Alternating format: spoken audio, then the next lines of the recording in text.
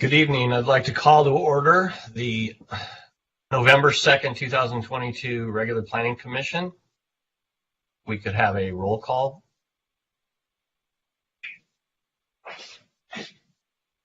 Commissioner Fauna Bernardi? Here. Commissioner Fresco? Here. Commissioner Lambert? Here. Commissioner Landris? Here. Commissioner Tolkien? Here. Commissioner Raskin? Here. And Chair Reese. Here. At this point, we could have a planning director's report.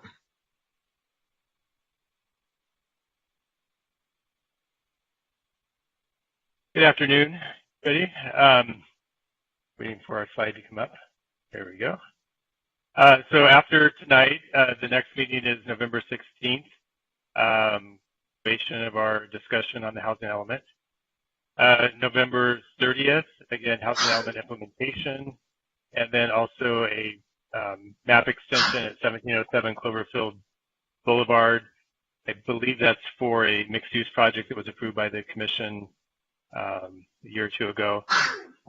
December 7th, more discussion on the housing element implementation, and then also final ADU grant presentation.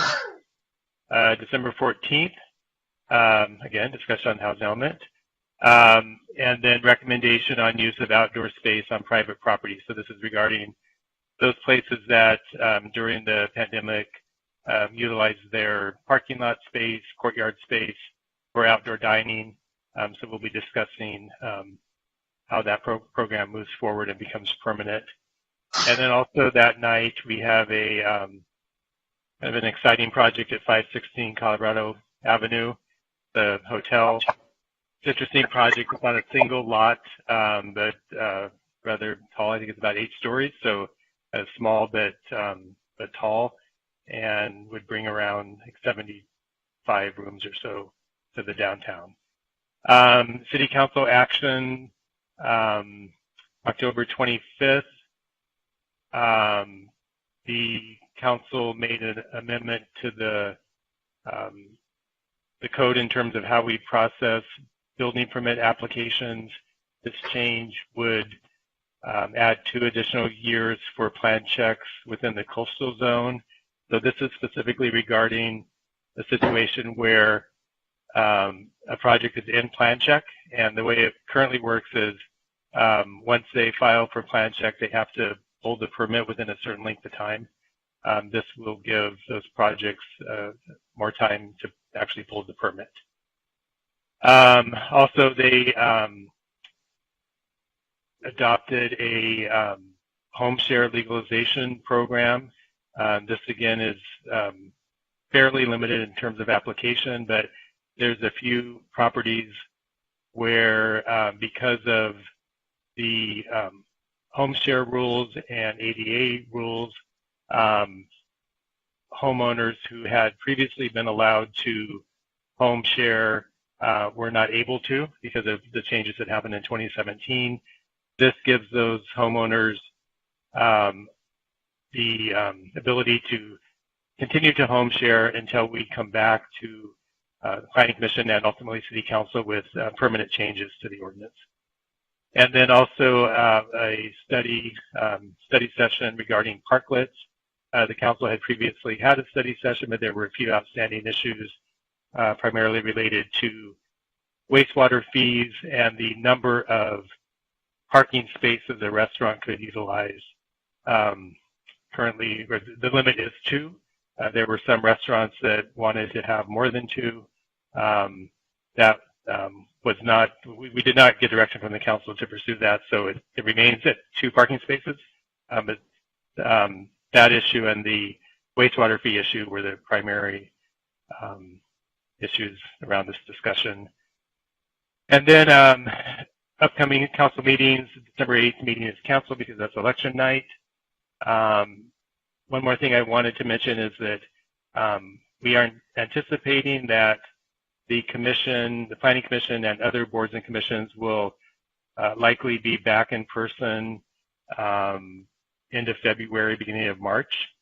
We are still kind of working with the city clerk's office and others on the details of that, but just wanted to give the commission a heads up that at this point, that's what it looks like we're going to be doing. That concludes my report. Happy to answer any questions. Great. Commissioners, do we have any questions right now? Unusual, Dave. I did not see any questions for you. So Okay, thank you no problem. very much for your presentation. We'll move on. You're welcome. Great. Okay, I have two announcements, general announcements on public comment procedures. Please note tonight's procedure for public comment. We are accepting real-time oral public comment by phone for each item. Please check the caller queue once the item opens. The caller queue will be open when the item is introduced and will close after the first 5 public comments are heard. Written comments received up until noon today have been read by the commission. Comments received after 12 p.m. today will be considered part of the public record of the proceedings, but may not be posted online with the Planning Commission agenda prior to the meeting. A second announcement relates to the moderator chat function in BlueJeans. This is for technical help only. It's not for public comment. Commissioners cannot see it. We cannot respond in any way.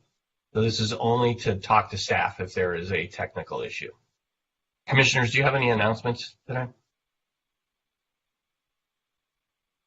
Seeing none, we'll go on to the consent calendar item, and we have meeting minutes for May 11th and 18th. Is anybody willing to make a motion on that? I move that we approve them. Second. Fonda Bernardi first and Landris second. Have we got a roll call vote? Commissioner Fonda Bernardi? Yeah. Commissioner Fresco? Yes. Commissioner Lambert? Yes. Commissioner Landris? Yes. Commissioner Tolkien? Yes. Commissioner Raskin? Yes. And Chair Reese. Yes. Moving right along, we have nothing under agenda items 3, 4, or 5, so we move to 6 and 6A. And before we get started, I need to make an announcement for myself. I'm going to recuse myself from this item tonight. The applicant does work with my wife's architectural firm, so even though she is not working on this project currently, there is a relationship there, and because of that, I will step away from the dais and let you all decide this project. I will come back for our conversation on the zoning code. Thank you very much.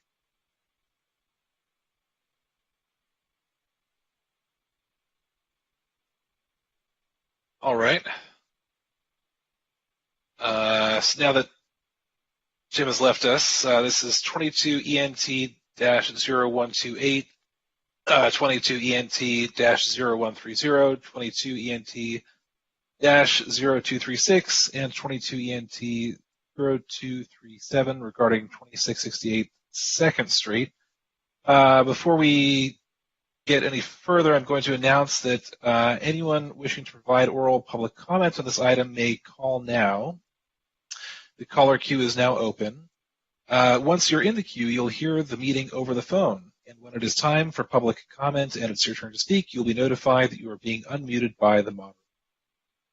We'll get to the staff report momentarily, but before we do we have any ex parte disclosures? Let's start with Commissioner Landris. Sure. On following a couple of emails, scheduling emails with CJ Laffer. On October 31st at 3:30, I met with the applicant team at the project site. Jacqueline Ray, Kevin Daly, Ryan Conroy, and Mr. Laffer. We were also joined by my UCLA Luskin mentee, Mia Lewis. Thanks. And Commissioner Fresco. we discussed the application. Thanks. Commissioner Fresco, I saw your hand up as well. Yes, when prior to this project making its application to the Landmarks Commission, I also met with the applicant and discussed the project My meeting with the applicant was focused on discussing the project in terms of its compatibility physically with the historic district. Although when I met with them privately, I did ask some questions relative to parking and why certain things were the way they were that went in our area. But publicly, I never opined or spoke about any of that. And I did write a letter to the Landmarks Commission making certain requests about the way the subject property relates to the historic district. And then I believe it was Monday, the day before yesterday, I had another meeting with the applicant, and we talked specifically about the retail store and a few thoughts, which I'll share with you all. And I guess that's it. Great. Commissioner Lambert. I forgot. I've had a number of email interactions with CJ Laffer about the project over the past few days. I did not meet with him because I didn't really have any outstanding issues that would call for that. I'm very familiar with the site just because I go there. Anyway, that's it. All right. I'll say that on October 24th, and again yesterday, I had brief telephone calls with the applicant, CJ Laffer, regarding scope of the project and what exactly was being proposed as part of the project application. All right, last call for ex partes. Else? Seeing no takers, let's go ahead and do the staff report.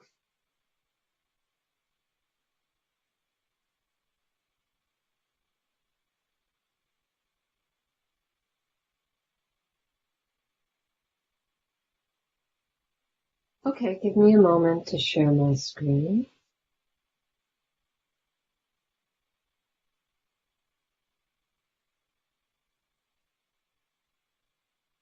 Okay. Hello, my name is Stephanie Reich. I'm a design and historic preservation planner. Gina Selak and I have worked together on this report. Gina is on vacation and she is also listening, so I want to thank her for her hard work on this project. This is a request for conditional use permit for a 738 square foot neighborhood market in conjunction with 2 residential units in the OP2 zone and within the 3rd Street Neighborhood Historic District. It's also a conditional use permit request for alcohol sales, type 20 or type 21, in conjunction with this neighborhood market. There's also included a major modification to reduce from 10 to 8 feet the street side yard setback, and a minor modification to reduce the drive aisle width from 25 to 22 feet due to the size of the parcel. As we look at the code, we see that neighborhood markets located within a residential zone are allowed, but they need to comply with certain standards.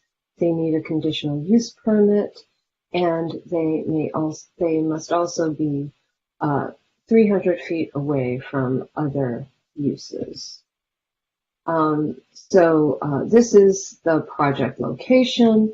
It is on fronts on 2nd Street, and also its side yard is on Hill Street. It is adjacent to what we refer to as the Mendota Block, a landmark property that fronts on Main Street. Neighborhood markets are subject to CUP. They're permitted in residential zones with limited hours, restricted deliveries, limited size, and not located within 300 feet of another general market. The major modification request is on the side yard along Hill Street. this is what is showing as a 10-foot required side yard.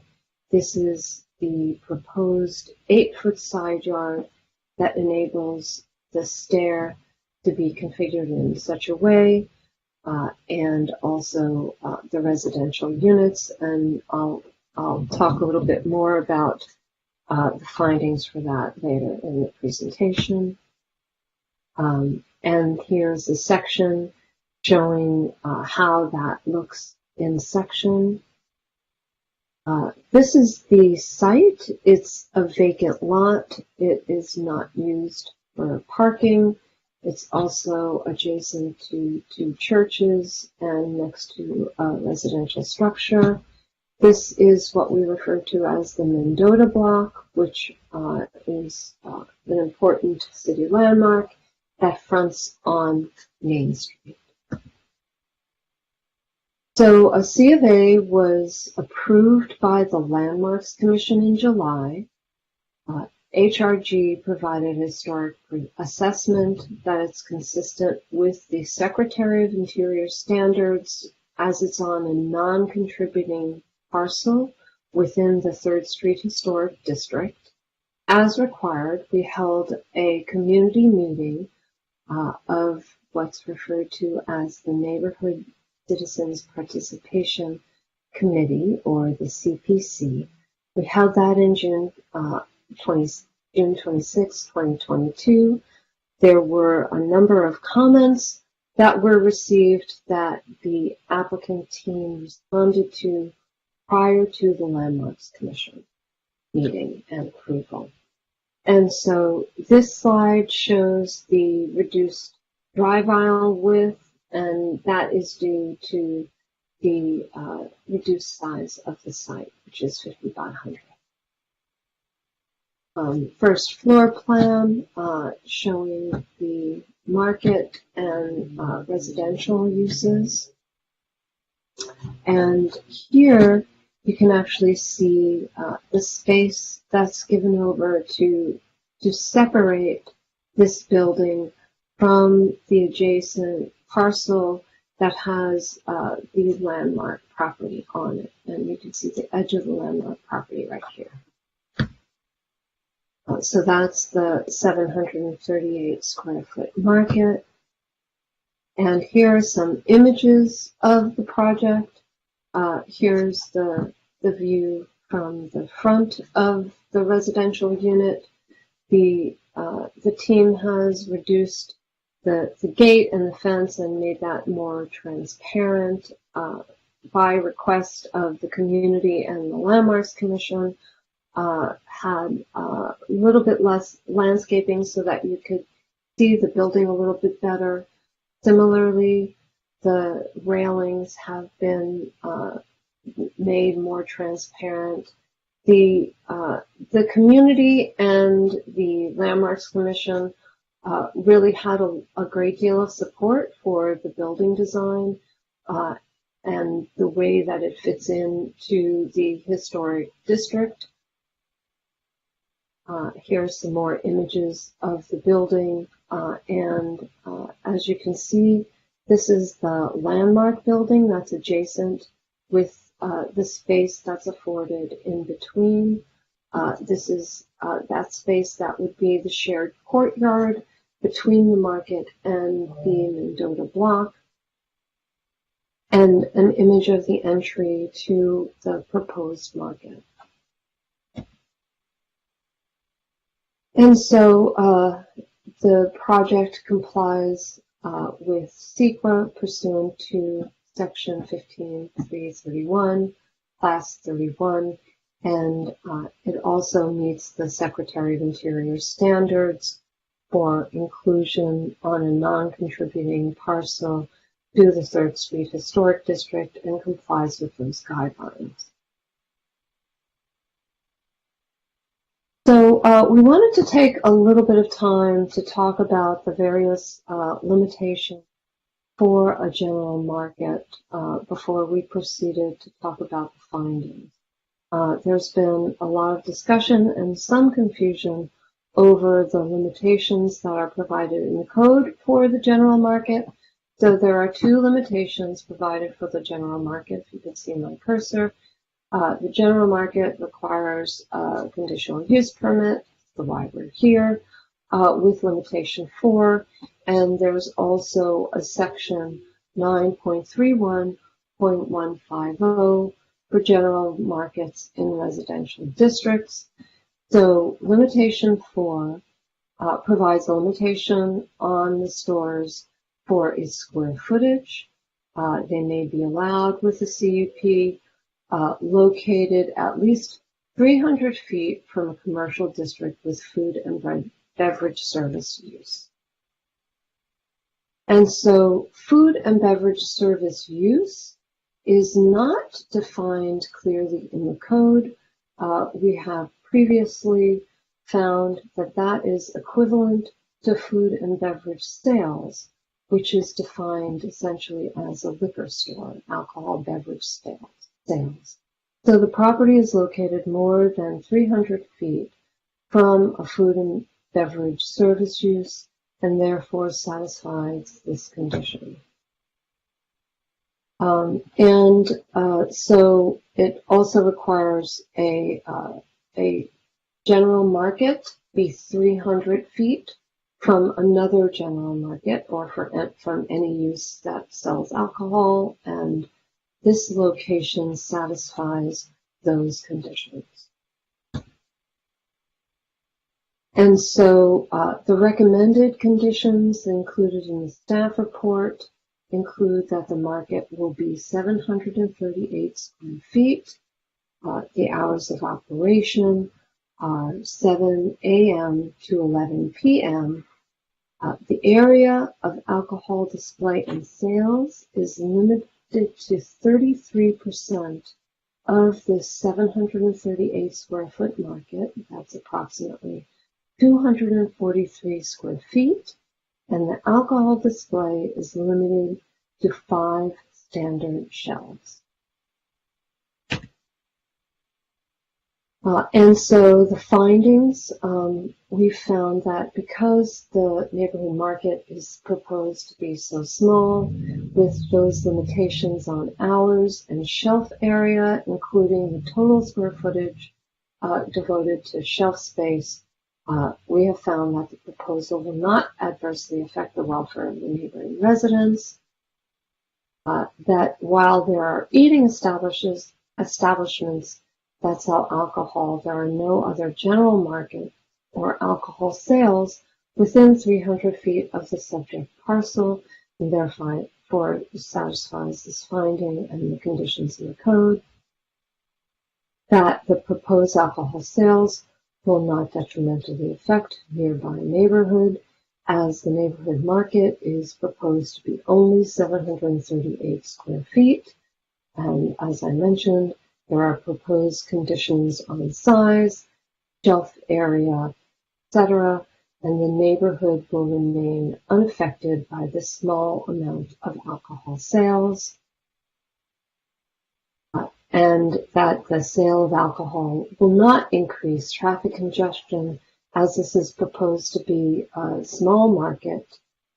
With the proposed conditions, we would say and feel confident that it will not generate traffic, but will be used by neighborhood residents and folks who work in the area.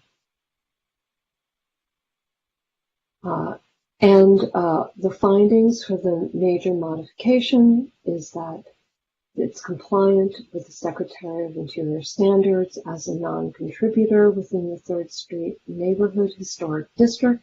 The Landmarks Commission approved the C of A as is, and that the proposed setback enables more space between the new building and the Mendota block, which is a very important aspect of the design, that its adjacency to the landmark structure makes it exceptional, and it is also adjacent to other properties that have reduced setbacks or no side yard setbacks whatsoever.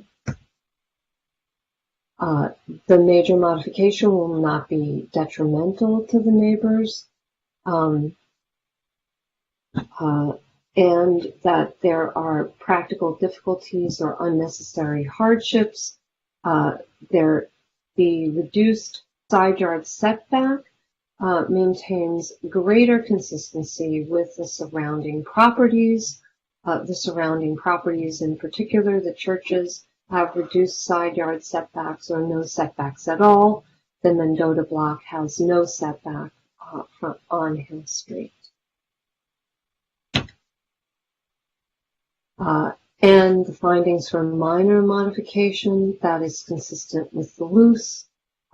It's had its certificate of appropriateness approved by the Landmarks Commission. The property dimension is not wholly adequate for the typical drive aisle, which as an architect, the typical drive aisle is actually bigger than any other city has. And it retains and preserves a city designated historic resource in that it has a greater dimension away from the Mendota block.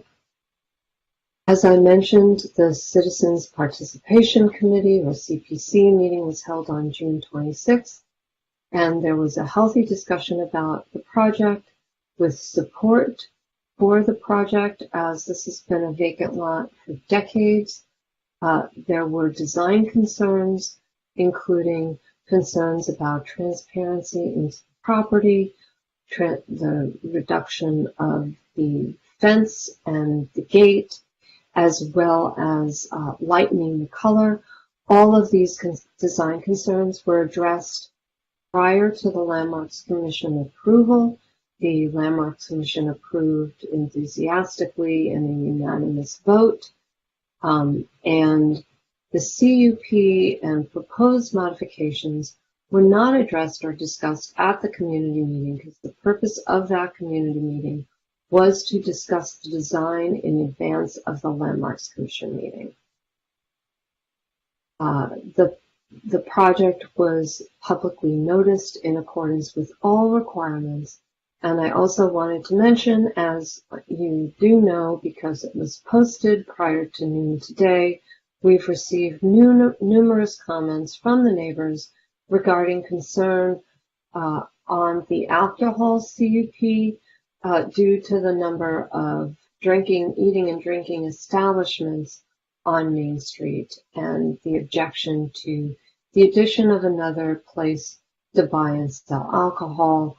As I mentioned, staff supports this project as it meets with all of the requirements of the zoning code in its distance away from other general markets and from alcohol sales outlets.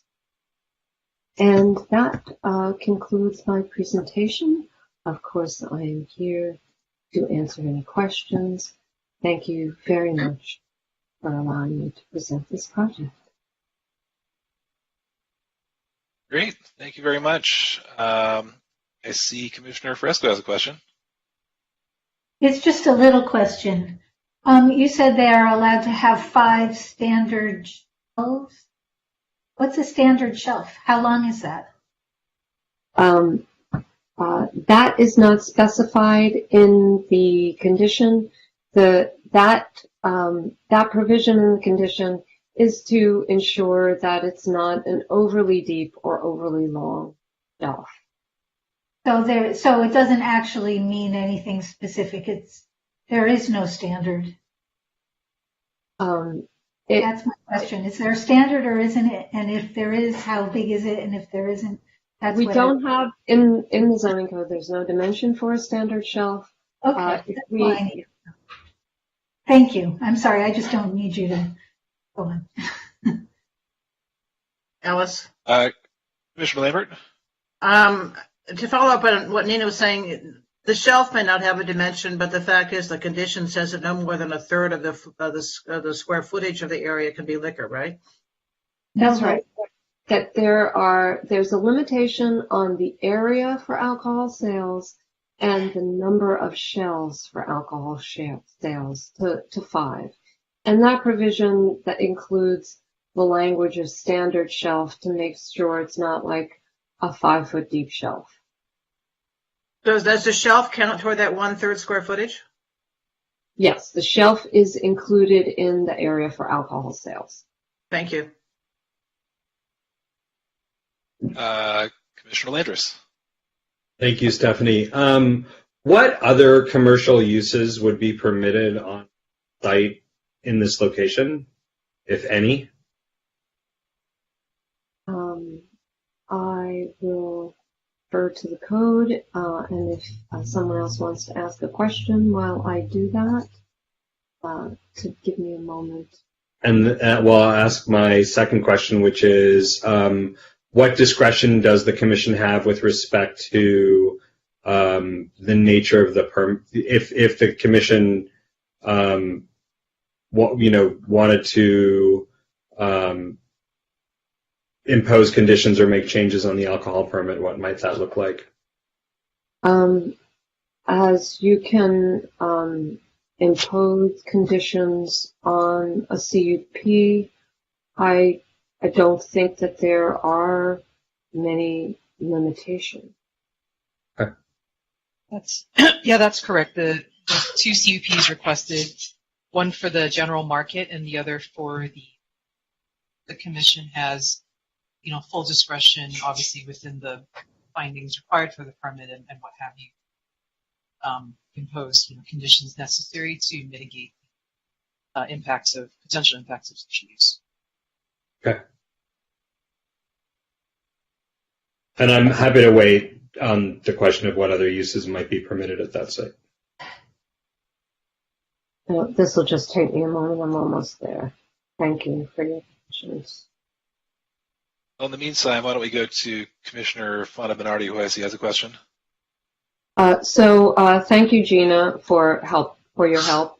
Gina is saying that daycare and cultural facilities are also allowed in this district. So I have a question for Stephanie. Could we approve the market but not allow the alcohol?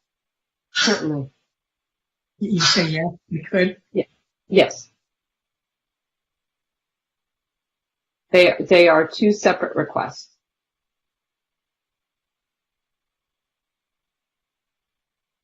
All right, anybody else have any questions? Tolkien? Seeing none, I don't have any questions at this time. I think he's trying. I think Commissioner Tolkien is. Yeah. No, I don't have any questions. I think Mario asked the question I wanted to ask. Can we approve the market without the alcohol? I'm not sure it's going to work economically for them, but in that square footage, and I guess we can. Yes. All right, with that, let's go ahead and go on to the applicant presentation. Got here tonight.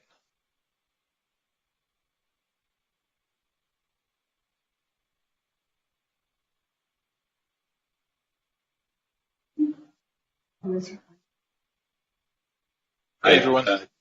Good evening. This is Michael Namba with Red Car Properties. Can everybody hear and see us? Great. So as it mentioned, my name is Michael Namba. I'm representing the project applicant, Red Car Properties location. I'm joined by my team, CJ Laffer with Harding Lamore's office, architects Kevin Daly and Ryan Conroy, and my two associates with Red Car Properties, Jackie Ray and Jim Fontaine. Before we begin, we just wanted to, I think, put together a quick video to sort of represent the work that Red Car does in and around the city, and that will hopefully set the tone for our conversation about this project. We could choose.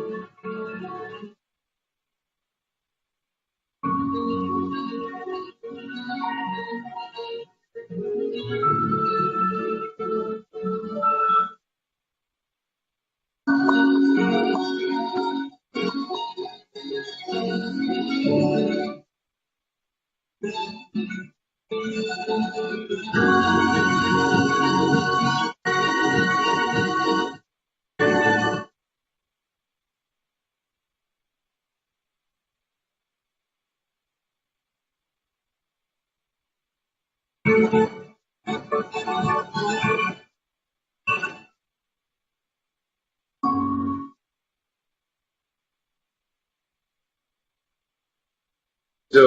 as the video shows, our bailiwick and what we do is adaptive reuse projects in infill neighborhoods.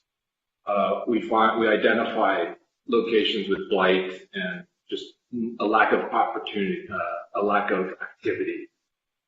One of the first slides that you saw was our renovation at Bergamot Station, where Birdie Tees is currently occupied. That was an industrial warehouse building.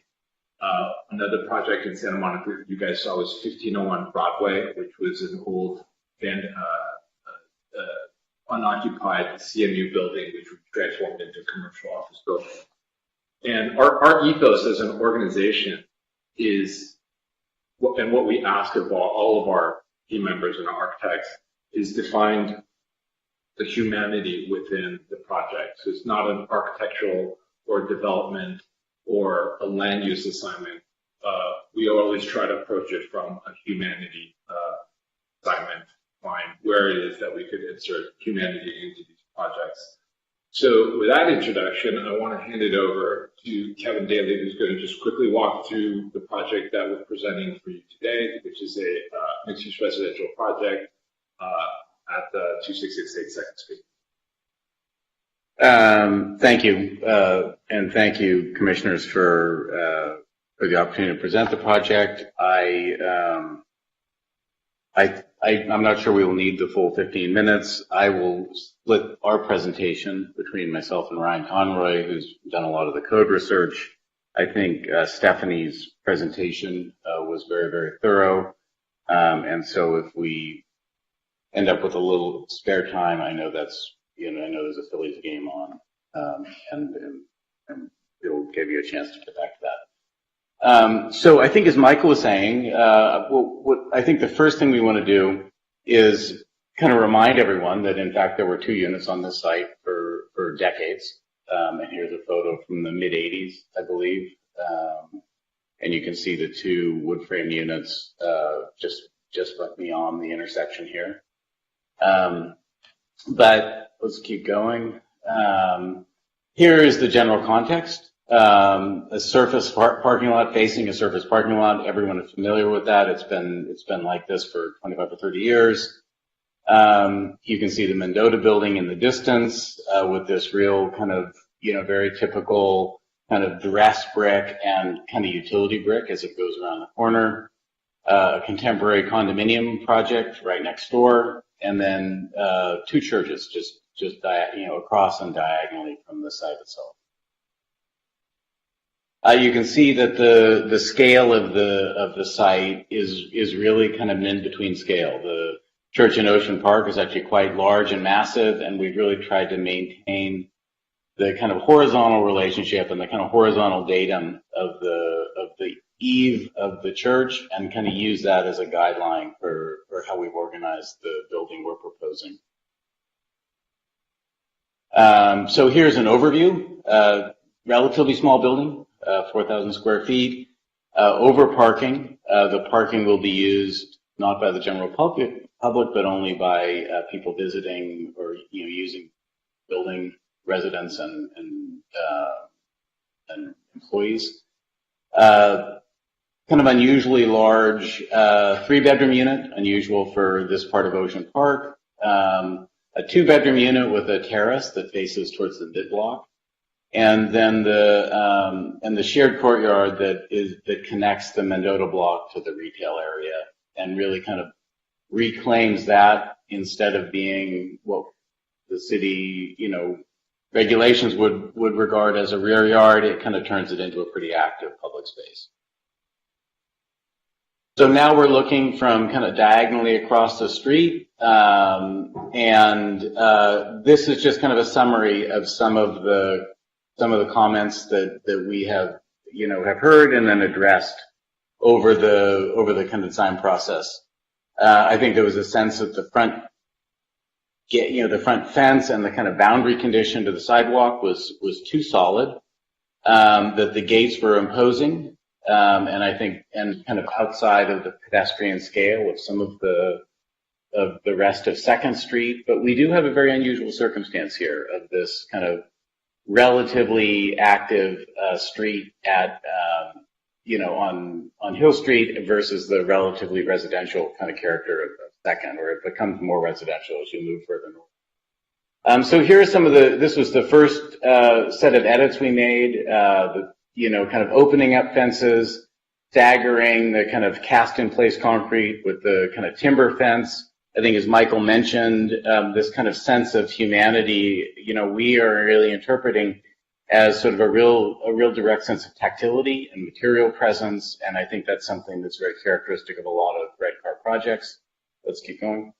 And then here's the final condition, and you can kind of see the fence now is a little bit more of a datum. It's only as tall as necessary for the balustrade condition down at the courtyard outside the market. Really reduce the height of the gate along 2nd Street. And I think to respond to some of the comments about the kind of tone of the building, we're proposing a flame finished wood that we've lightened considerably from the initial proposal. And to kind of respond to that even further, introduced a kind of a zinc batten in every other course of the wood to kind of lighten and kind of give a little glint of light, especially on this kind of east-facing facade. So here's the elevation along Hill Street. You can see it's a very residential scale. There are real limitations on the power available on this site, but still we're really making a big effort to produce as much energy as we can for the site, for the use on the site. You can see that the fence, the wooden fence in particular, is quite transparent. Let's keep going. And we really have kind of pushed the entrance to the market and the entrance to the residential unit as far away as possible, kind of pushed the entrance to the residential unit as far up 2nd as we could, and the ramp condition, because Hill Street is sloping, kind of mid-block on Hill Street. Here we are, another view, across 2nd. You can see the kind of scale of the landscape and scale of the front yard. Really tried to make the front yard part of the living space.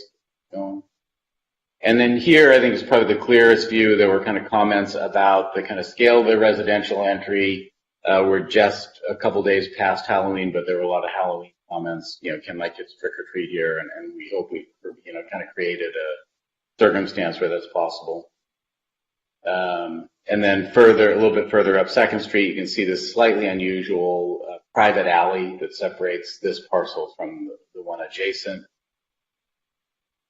And then here you can see there's both a stair and a ramp entrance to the market, and really doing that, we're hoping kind of creates much more transparency and much more openness, and really connecting the market to the and establishing a relationship between the market and Main Street. Here we're looking from the market out to the seating area, same kind of wood, kind of tactility of the materials used in the landscape. And a view out towards Hill Street from the market as well. So we do have an unusual set of conditions at the market. You can see that the entrance to the upstairs unit is through this courtyard. We really want that to be kind of an active and well-used place. It really is kind of a little bit of an urban junction there. And you can see that stair goes up to the unit above, and then it continues up to the roof deck above that. That is the outdoor. So I'm going to have Ryan go through this. He's kind of negotiated and talked about this quite a bit with city staff, and really want to make it clear that this is a general market, like the marine market that is just up the block from our house that we visited for the last 30 years. And it has very specific requirements that the city has outlined. And Ryan, why don't you go through? Right, and Stephanie did a great job of explaining this. We just want to clarify that the general market is the only allowable food and beverage use in OP2. And the city distinguishes quite clearly between a general market and a convenience market, a farmer's market, and a liquor store. And this is a general market, and it is not any of the other things. So what is a general market? That definition is quite broad. That could be something like McCall's, the butcher shop up on Montana.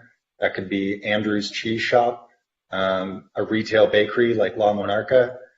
This is the series of definitions that the zoning code has put forward for a classification of a general market. And this project is how we've responded as a sort of a viable path forward, meeting both the spirit and the letter of the code. So like Stephanie outlined, a general market in a residential district comes with a whole host of specific regulations, and we've managed to meet all of them. Things from the parking required for the employees of the market, on-street passenger loading, specific hours, specific sizes, which we are well under, delivery requirements, which we plan on meeting. We just want to clarify that this proposal is not something we have pulled out of thin air, but a kind of negotiated and articulate response to the city's own parameters for what is possible here. Stephanie also spoke to the location requirements, and we are both over 300 feet away from the next closest general market, and also a food and beverage use of any kind in the NC district. We also want to put forward a more positive image of what we do have in mind, as opposed to, responding to an idea that there's a liquor store on the corner. Not only is it not on the corner, but we are not in the liquor store business. So this is the owner's own tenant. You may be familiar with Cookbook. There's one in Echo Park and in Highland Park. There's a limited selection of wine and seasonal cider. This is a look at their Instagram today. They sell pre-made sandwiches, carving pumpkins, flower bouquets. This is something that we feel would really be a community amenity and open up that shared courtyard space to the public. Yeah, and then there's just this one last issue of this kind of setback. I mean, we really feel like in the setback regulations, we're driven by, mid-block kind of conditions. And in this particular case, what we're proposing is we sacrifice a little bit of that outdoor space in order to facilitate a single-run stair to the inside, and that basically made it so that we have a 3-bedroom unit instead of a 2-bedroom unit on 2nd Street here. So I think that aligns really well with the kind of family characteristics of the rest of the residential area on 2nd Street. And then the drive aisle is really just kind of a parking regulation. That's kind of a transportation issue. It really is only in the subgrade area and not a condition that's going to affect anyone in the public.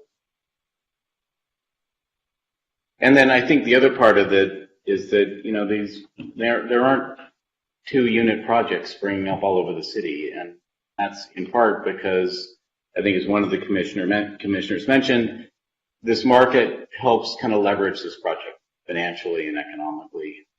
And I think the kind of overlooked part of that is also that it really does turn what might be kind of a dead rear yard into a really vital public area that's available to the public. Excuse me, I don't mean to interrupt, but we have 15 minutes is up.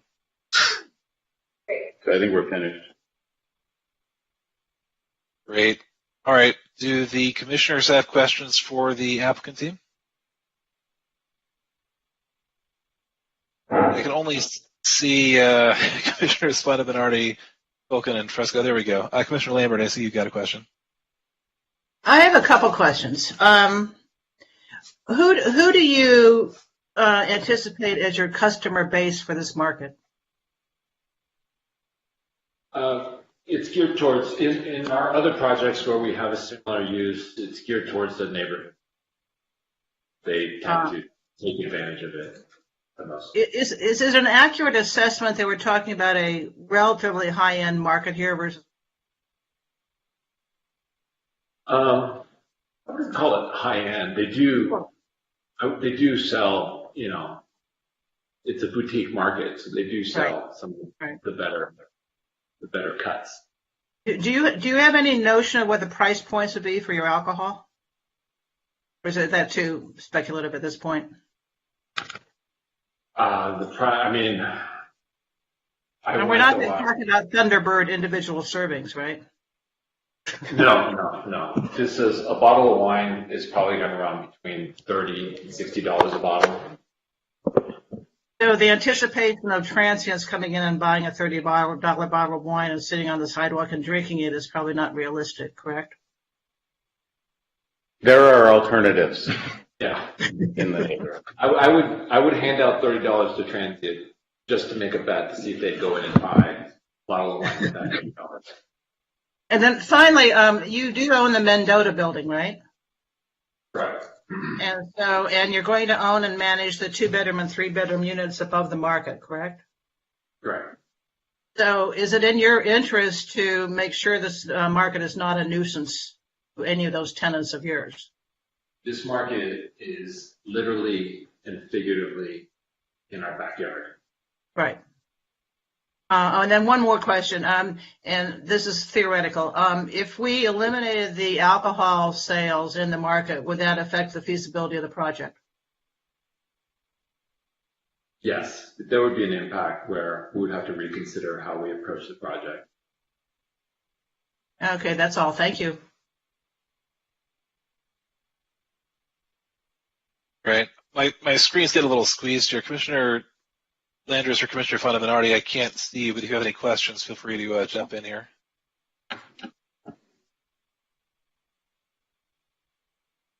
I don't have questions at this time.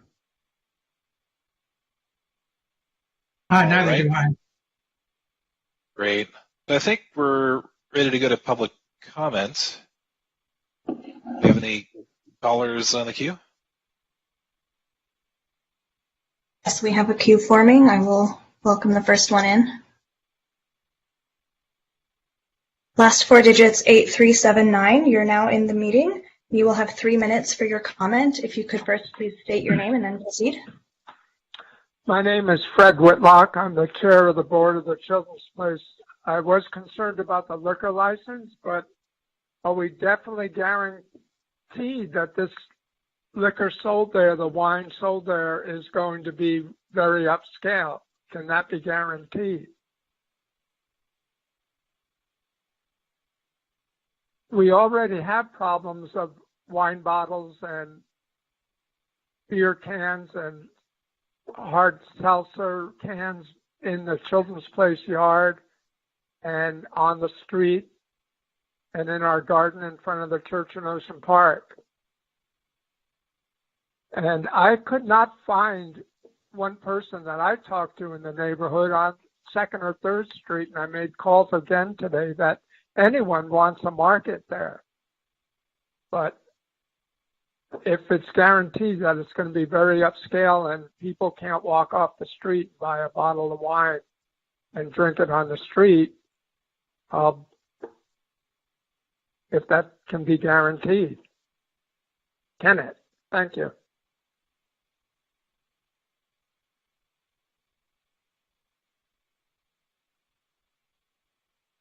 Sheila, before we go on to the next caller, I should have asked this before, but are we under the threshold of callers to be the 3-minute timer?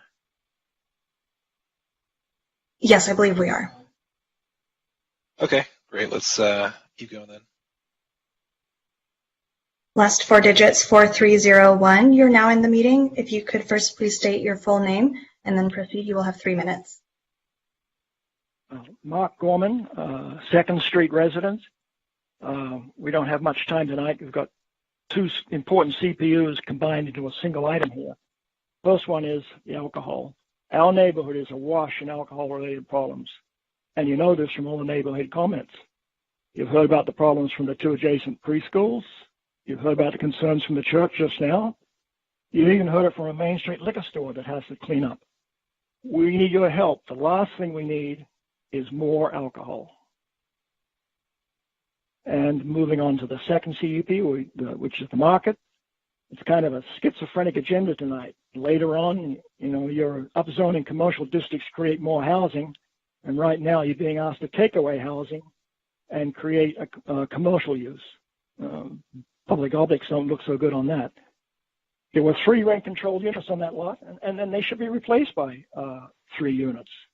And by the way, let me correct a letter from the Redcar lawyers that says the lot's being used for service parking.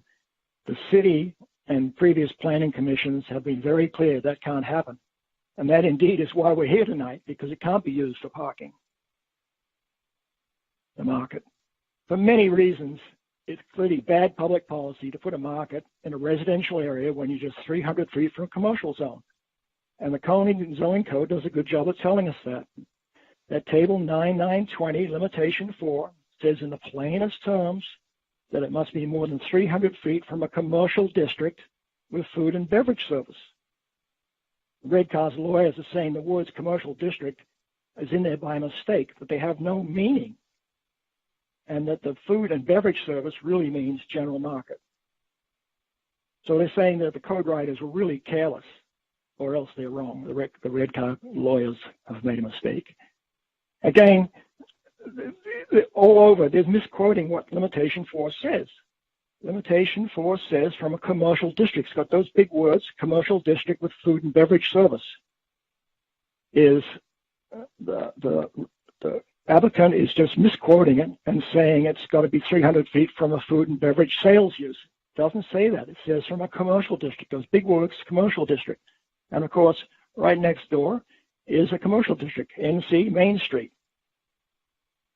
And another thing I must admit that later on in the letter, they misquote the code saying sales.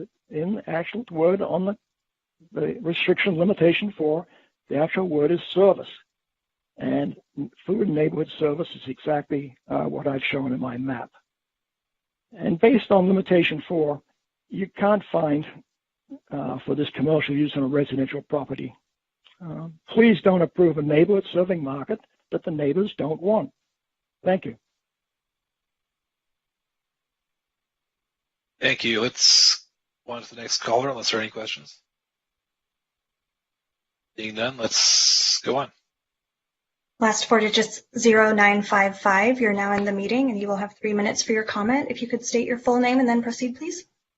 Sahib Singh. Can you guys hear me? Yes. Yes, perfect. So I'm the owner of Surf Liquor. You guys are planning to open another semi-small liquor store. We have literally 4 liquor stores on Main Street. Our rent is, if you don't mind me telling you guys, is $25,000 a month, which is very hard to afford at this time, and it goes up every month. You guys are telling basically my customers to go to another liquor store and a wine shop now, where it's already hard for us to afford the rent, let alone bring our margins down. And like 40% of my customers come from that side, the apartments that side, and 40% are the tourist people. Tourists can easily go to the new market that you guys are planning to make. That takes away from my sales, and I have 2 kids.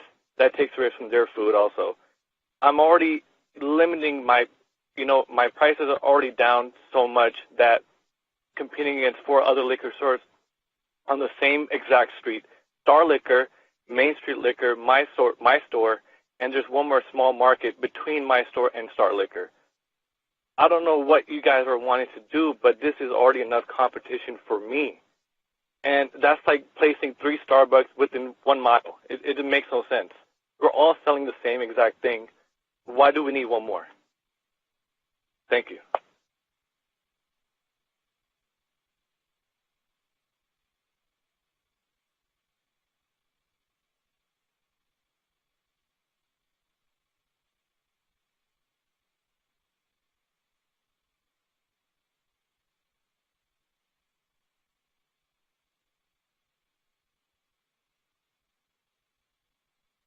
All right. Do we have any more callers this time? I'm sorry, I was muted. Let me try again. Last 4 digits 7701. You are now in the meeting and you will have 3 minutes for your comment. If you could state your full name and then proceed, please.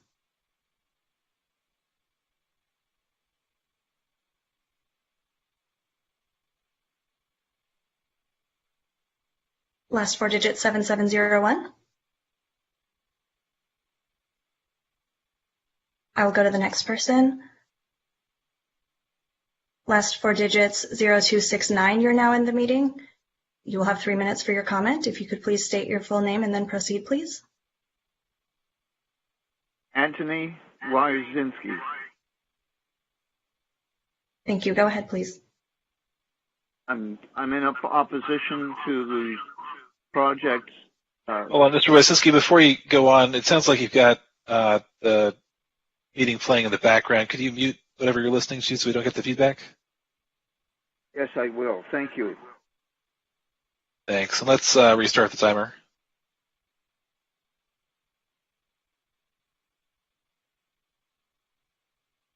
The historic district never had any intent to be anything but a quiet representation and preservation of a historical formation of memorable architecture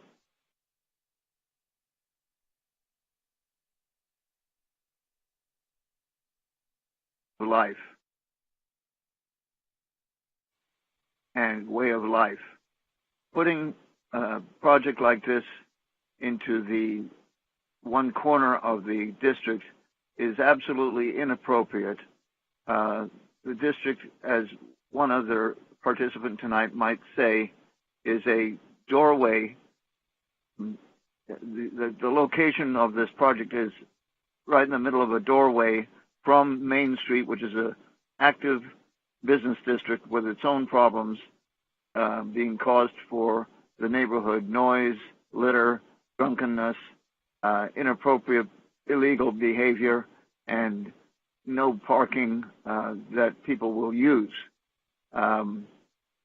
So in that respect, this market is, in my view, perhaps foundational.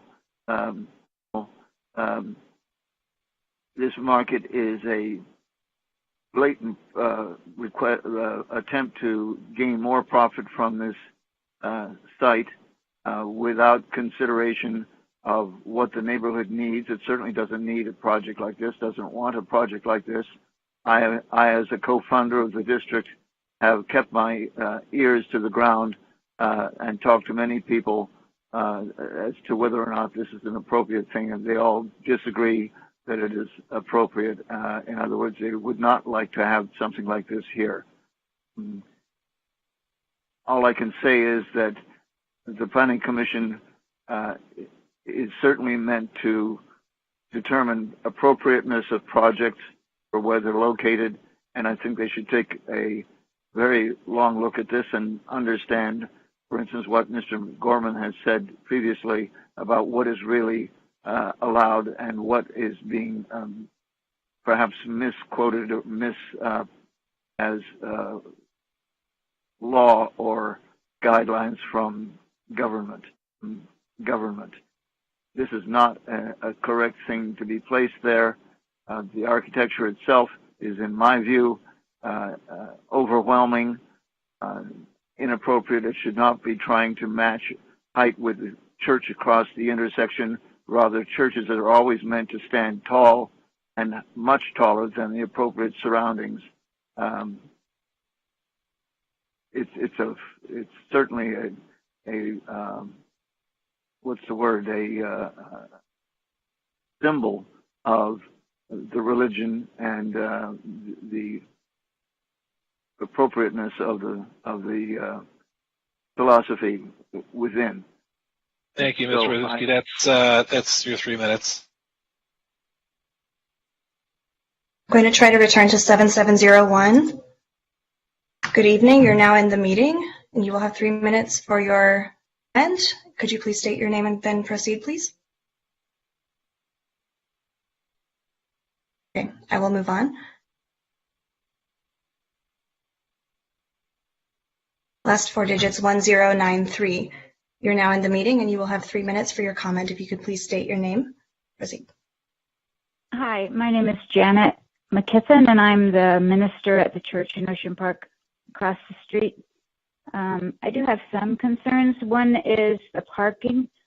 To Commissioner Lambert's concern about who's expected people to use this store, I do agree that it's probably outsiders that would come in to use this store, because the people who live in that neighborhood are not probably the customers for a boutique grocery store, and so they would need parking, and I don't see that there is parking for people coming from outside of the neighborhood.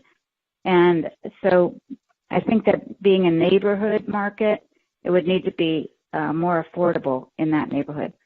I'm also wondering how far in the process we've gone. Is this the last step, or is there another step? Unfortunately, the church in Ocean Park, the ceiling is falling down, so we're not meeting inside, and so we missed. If there was a posted meeting about CPC meeting, we missed it. So we're just now kind of finding out about it. I do agree that there needs to be something there. I would love to have the parking lot myself, but it's great that something might happen there. I'm also wondering if the residences are affordable or if they're market rate. I'm just curious about that. So those are kind of my concerns. How far in the process is this? Is this the last step?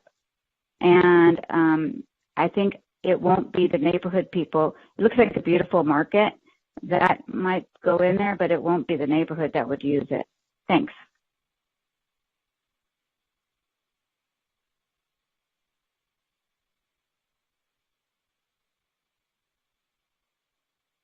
Last four digits, 8027. You are now in the meeting and you will have 3 minutes for your comment. If you could please state your name and then proceed.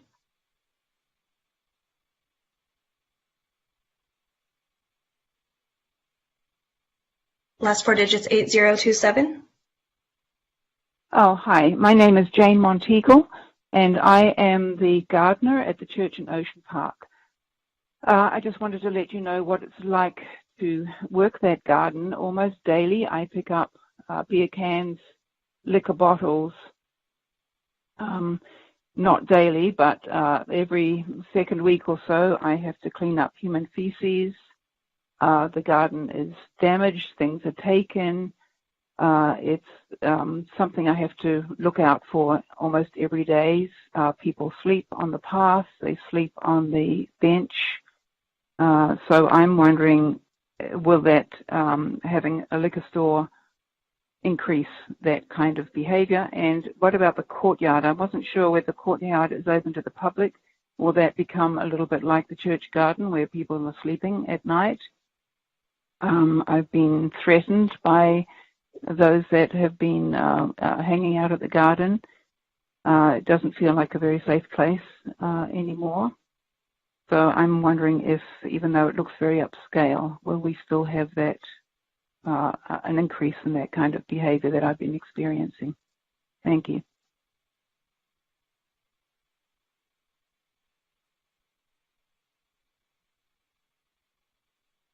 Those were all the callers in the queue.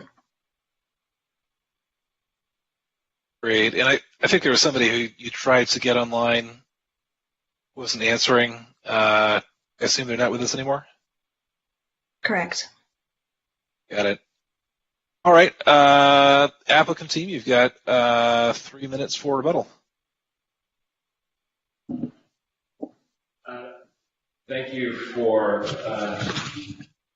that very passionate feedback from the community. That definitely makes for a robust discussion and a vibrant kind of neighborhood with having all that activity and kind of participation. So we appreciate all the callers this evening. There are many questions and concerns that were brought up. I think the majority of them were addressed in the staff report. So I don't think there's a need to reiterate some of them, but some of the salient points is that I'm hearing that there's concerns surrounding the sale of alcohol and the characterization that it's liquor stores. And Ryan mentioned not a liquor store.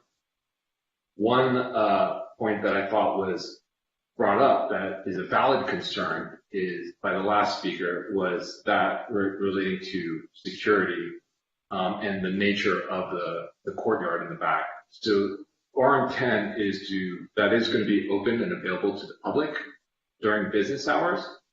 However, after hours, that will be gated and secured. Were there any specific? Maybe just the viability of the commercial activity to be able to provide housing. The market enables the housing. Yeah. The market is a key component to the project. As Commissioner Lambert had raised the question, if that's integral to the project or not, it is very important to the project for it to financially succeed. So, as some of the members of the community had mentioned that, there isn't a market for that type of use here, then the project will fail. So either way, if there is no, if the neighborhood doesn't use it, then there won't be a market. It's as simple as that. That's what's going to happen. The other, I don't think I need to. I think the staff report was very thorough. Community raised very good questions. The commissioners were very thorough and thoughtful in their questioning and concerns. So I'm gonna close out our time and take it back to staff. But we're available for. Yeah. Great. Thanks. I've got two questions, but before we get there, Commissioner Lambert, I see you've got a question. I just want to reconfirm what we're talking about here. You are going to be building 2 rental units. One is 2-bedroom and one is 3-bedroom, and you hope that families will occupy those units, correct? That's correct. And without the market, the feasibility of those 2 rental units is probably greatly diminished, if not eliminated altogether. Is that true? That's correct. Building 2 residential units on that lot in that part of the city is not viable in this market. Without the market? Without the market. Okay, thanks for clarifying that. Commissioner Landris. 2 questions following the conversation. Building 2 units is not viable. Is building 3 units viable? No, unfortunately, it's not. I mean, this probably come before the commissioner many times. Building, it's not possible. We need the market. Well, and also just to fill that out, Commissioner Landris, 3 units really changes a lot of the regulatory issues and turns into a multi-unit project. And then it falls into a different regulatory, set of system. And that's one of the things that complicates a small project like that. Understood. And just going back to the CUP, and we discussed this when we met. Is it a binary choice between a full alcohol permit and no alcohol permit? Is there a world in which a beer and wine permit pencils? Is there a world in which we can have some more conversations about limitations on hours of sale, things like that? Yes, there is a world. It's for us. It's more of being able to attract the correct tenants, and flexibility and freedom to operate as they choose is important. So the more that gets limited, the harder it is to attract the correct tenant that we're focusing on. Okay, thank you.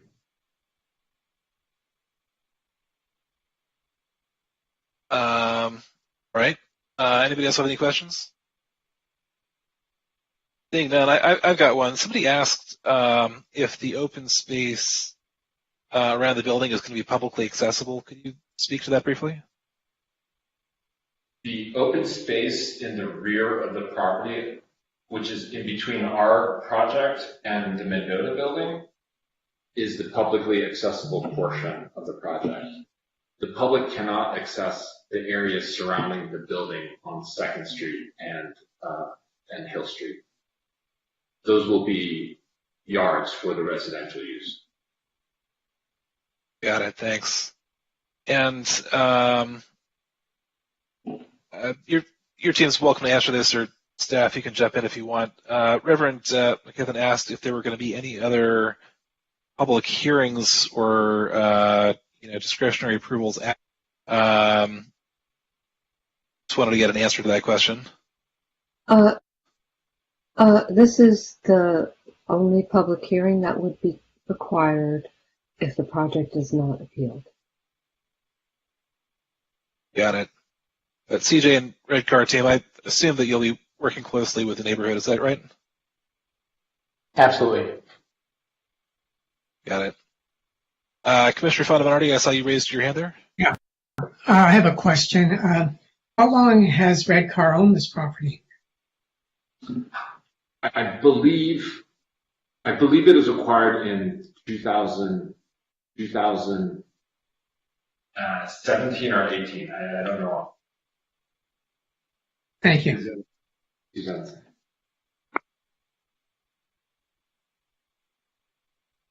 All right, Commissioner Tolkien, go ahead.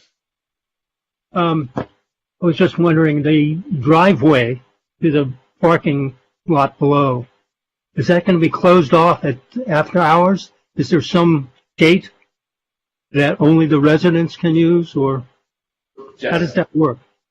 Yes, that's a good operational question. The driveway is for the use of the residents and the operators of market, and that will be closed after hours, where only residents would be able to access it after that. Thank you.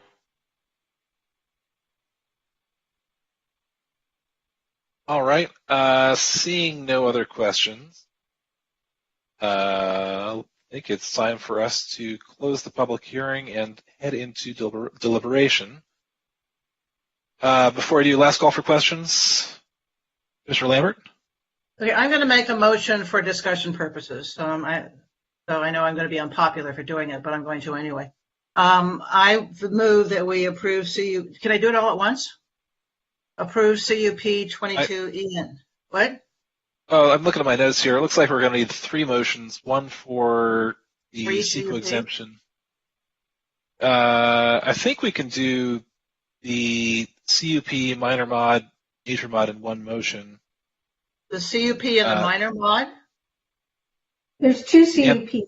There are 2 CUPs. Oh, sorry. So both CUPs. Yeah, we can do. My notes say that we can do CUPs 22 ENT 0130 and 0236, minor mod and major mod together in one motion. But just to make sure I got that right, can somebody from staff just double check that? And Chair, yes, that is correct. That is correct? Okay, so Yeah, then you I can- will do, I'm just going to make the motion and then we can talk about it, okay? Hold on, guys. All right, Leslie's made the motion. What? Before you make your motion, yeah, don't we need to do the CEQA exemption first before we can move on to a Yes. CUP? Yeah, you'll want to include that as part of your motion. So just like as it says All on right. page 2 of the staff report. Yeah. Okay. 1 and 2. So I'm going to do it all right now. I move that we approve CUP 22ENT-2130, CUP 22ENT-0236, major modification 22ENT-0128, minor modification 22ENT-0237, and affirm the CEQA exemption. I assume the STOA comes in another motion, right? That is right. Okay, so I'm making that motion. I'll second that motion for this purposes of discussion. But I'll turn to Commissioner Fresca, who I see wants to say something. As always. Always. Well, that's why I'm here, so I can speak. I think that this is a little more complicated. Well, you'll just have to take really careful notes. I think that I just have to just say I wanted to thank the applicant for the modifications to the property based on the Landmarks Commission hearing that made it more compatible with the 3rd Street Historic District. I think the 2nd Street elevation and the way the building is a modern and creative reference and homage to the district, I think is really successful. So I just wanted to say that, which has nothing to do with our hearing, but it's cool. That said, there were lots of discussions about fencing and transparency that lots of things changed and evolved through that hearing that we arrived at today. And one of the things that we have, a condition we have now that relates to the market, is that the fence vocabulary that makes the residential 2nd Street facade compatible with the district continues in front of the market, and because of the slope becomes like 7 feet tall. And I feel like that is not what we mean by a market that is required to be on the ground floor in our code. And so one of the changes they made along the way was to move the ramp back against the building and put a planter between the ramp and the street. And I think that was a great change. And I would like to see the fence move over and become a railing that follows the stairs and the ramp so that there is some openness, and that fence be more transparent. And what I mean by that, sorry, this is why I would have preferred a later motion.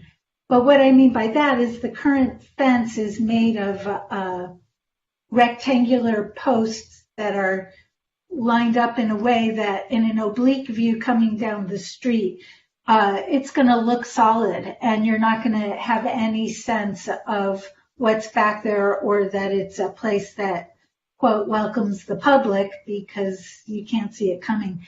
So I just feel that attention to that needs to be made, and I would be perfectly fine with having the applicant work with staff on that. I was really happy with how successfully they took all the comments they got from the public and Landmarks Commission and from a design standpoint, and I think they can solve this too.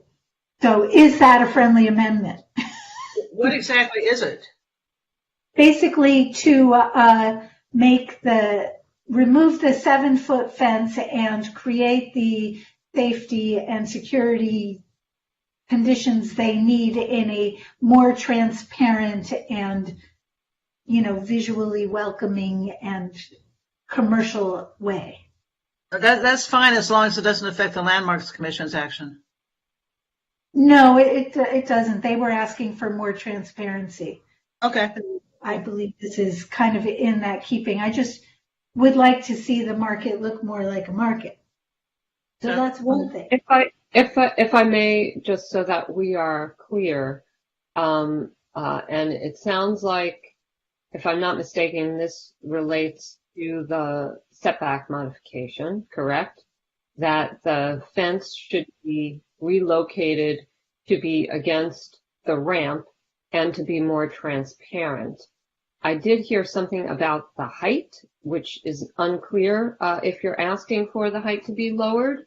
We just want to get clarity on that. And to answer your question, Commissioner Lambert, it would not impact the Landmarks Commission approval because, as Commissioner Fresco mentioned, the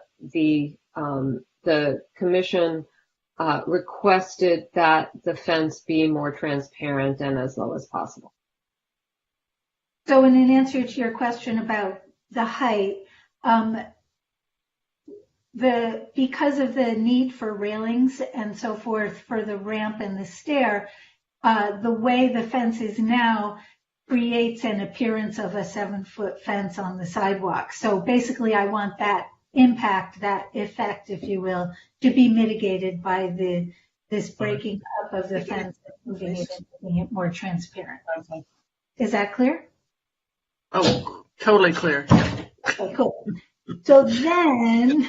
I'm just saying, quickly for the record, that's also friendly to the secondary. So Okay, so I have a couple other friendly things that are not too controversial, and then I have a few more things that we'll probably want to discuss. So the other thing really is that I was just noting in this discussion and in descriptions that we got from the applicant about the use of the property, that the yard setback on 2nd Street for the larger unit is their open space. And I would like there to be a condition that says that they may not have a hedge higher than what the code allows, because I can see that coming down the pike. This is our private space and my children want to play, blah, blah, blah. So that is not an appropriate place for a hedge, and I would like a condition that says Well, isn't that a code requirement? But it should be a requirement of this site, because it's just not cool. Whatever. I'm not expressing myself well. But anyway. I'm sorry, can you repeat that? We're just having a hard time following what it is, what area you're speaking about, because I just want to caution that conditions do have to be related to the applications that are before the commission, which is the conditional use permits, the major modification for a side yard setback, and a minor modification for a drive aisle. We're not reviewing the design of the project at this hearing, so I really just want to be mindful that we are staying within the purview of the applications that are before the commission. So if you could clarify sort of how that relates to an application that's before the commission. Perfectly, and as we go through this, I'll see if I can think of a nexus, and if I can't, then I guess we can't do it. Okay. Yeah, it would be helpful with regards to the fence and I think the hedge you were just discussing, because it's kind of unclear to us what the relationship is to the applications that are before the commission. I understand. Right. Well, the fence, because that has to do with making the market visible, that makes a lot of sense. All right. So moving on, one thing we have to remember is, even though this is being proposed and the current owner is seeking to fulfill this idea of a kind of a bougie market, that, you get your prosciutto sandwich with crusty bread and all of that, which is delightful. But the fact is that an alcohol permit stays with the property forever and is not tied to the owner or the initial use at the time it was granted.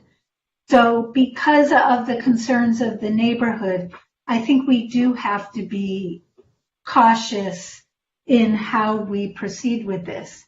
And I was looking at other alcohol permits that we've granted for these kinds of ancillary retail uses, and 30% or 1/3 of any retail space for alcohol. And in this case, that's, like over 200 square feet, seems like a lot.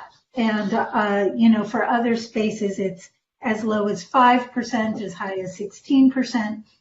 And so what I'm thinking is to maybe, in addition to saying it's 5 shelves, that maybe we say, and a total of, say, 75 linear feet of shelf space. Leslie doesn't like that. Not a friendly amendment, because I have no idea what impact that would have on the feasibility of the project, and neither do you. Let me jump in here too. I also don't think it'd be friendly. I mean, this is a very small market, what, 730 something square feet. I mean, 5% of a major retail center is easily the size of this entire. Yeah, I don't know. I didn't say 5%. I was saying I was doing linear feet, but whatever. Okay. I agree. Yeah, no, I was just saying that, look, if you go to like 5% of, Vaughn's and Ralph's, that's probably equivalent to the size of this entire market, if not more. So, anyway. Can I say something, Alice? Yeah, go ahead. I just want to say, I don't drink, but I respect those who do. And I think that we are really, and I respect the neighbor's concern, because I know that area can be really dicey at night. this is a totally different concept from, it's not a liquor store. I mean, we're talking about wine that starts at $30 a bottle and goes up. I mean, we're talking, in my opinion, that's high end. And it's also it's 250 feet of a very small space. I mean, I really think that this is not going to be a problem. And if it's necessary for the feasibility of the project, then it's a slam dunk for me. So I'm not going to entertain any motion that diminishes the alcohol sales. Yeah, I'll just add in my own 2 cents, which is, if somebody's trying to get drunk, they can walk down the hill to Jameson's, which is less than a block away. But Commissioner Landers, I see you've got a point there. Yeah, I think that I think this is a really thoughtful project. And I think that the 2 units of housing are worth our doing what we can to find a solution here. I have also been giving some thought to the environment, and the truth is that 2nd Street is not a commercial street, full stop. It is a street that has 2 churches on it. It has multiple child care centers on it. And the last time I can think of when we were dealing with commercial operation in a residential neighborhood, this commission was split down the middle on the Oceana.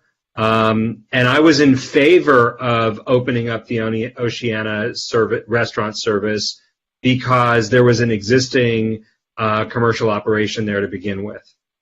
Here, I walked the neighborhood. We're talking about a situation where we would potentially be at some level, and I want to acknowledge it, introducing some commercial activity on a street that has no other commercial activity of this type on 2nd Street. It's on Main Street. It's not on 2nd Street. So I want to acknowledge that, and I want to acknowledge what we're looking at. But it's an unusual parcel. It's not wholly residential. It's not, wholly any one thing. And I think we need to acknowledge that the designers of the project have oriented it in a way that keeps the commercial activity. We had a conversation about loading in our ex parte. Keeps the commercial activity not on 2nd Street, but rather on Hill Street. I think that's a very important point.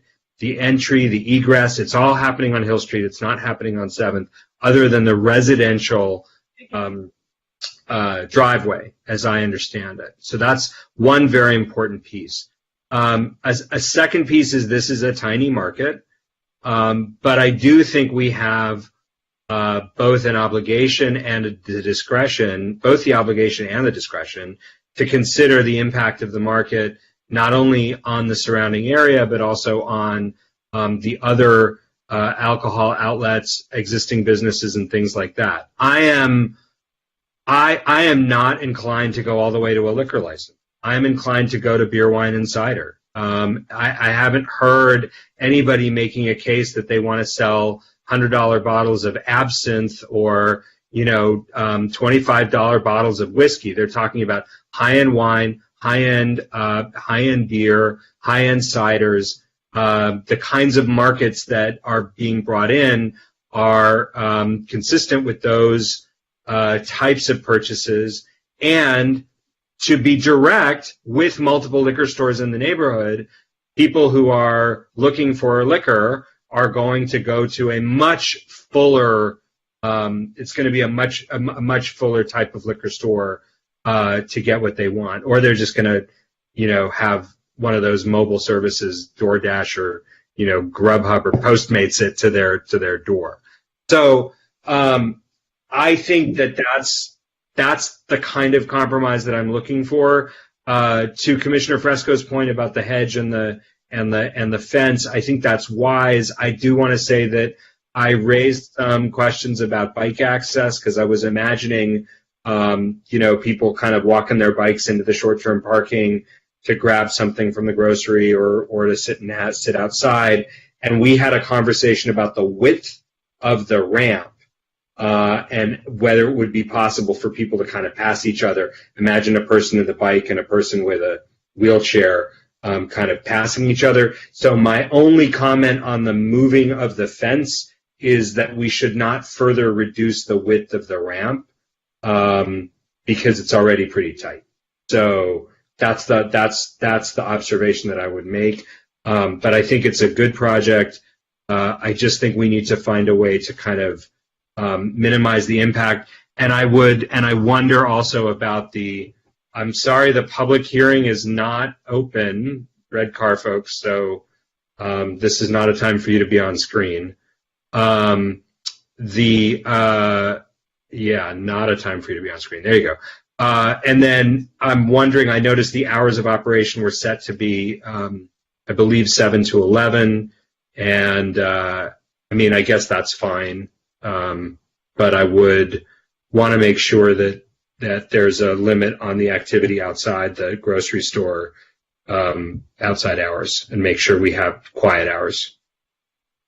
Last thing, I'd also say I'm open to what we've done in the past, which is we approve something, we include the stipulation that the neighborhood can submit, if there are complaints that come up, that the neighborhood can submit, people can submit those, staff can review those, and things can come back to us in a year, once operations has commenced. I wish we could kind of step them up to a liquor license without making them go through the rigmarole of an application again. I'm just not ready to go all the way there at this time.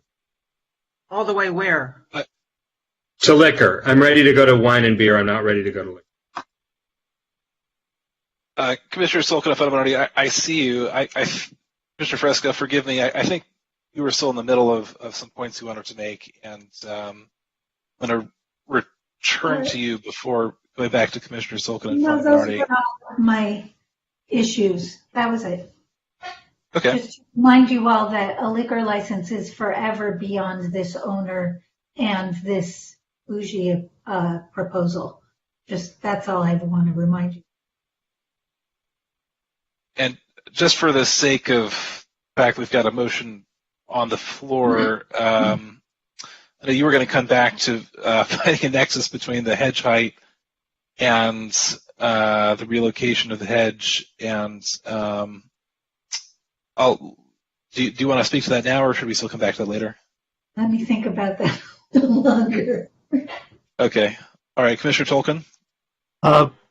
Can we limit the alcohol sales to wine only, like we did on one property on Montana? Or I thought we did, possibly. That's what they proposed. As a cider drinker, I take exception to that, Commissioner.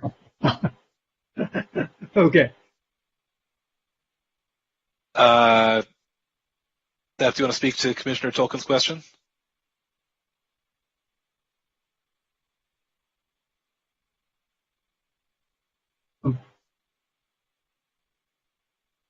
The question, if I heard it right, was can the CUP be limited to selling just wine? Yeah, I mean, you certainly could. And beer.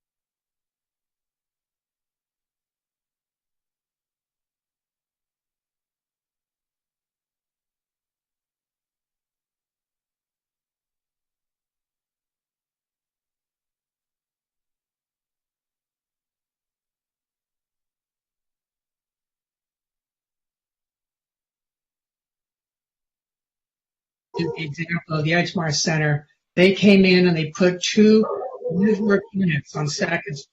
And wouldn't you know it, a couple years later, they wanted to convert one of those to a mail order liquor store. Every time you give up a little piece of residential area for whatever reason for commercial use, and that's what this is, it's an expansion of commercial use.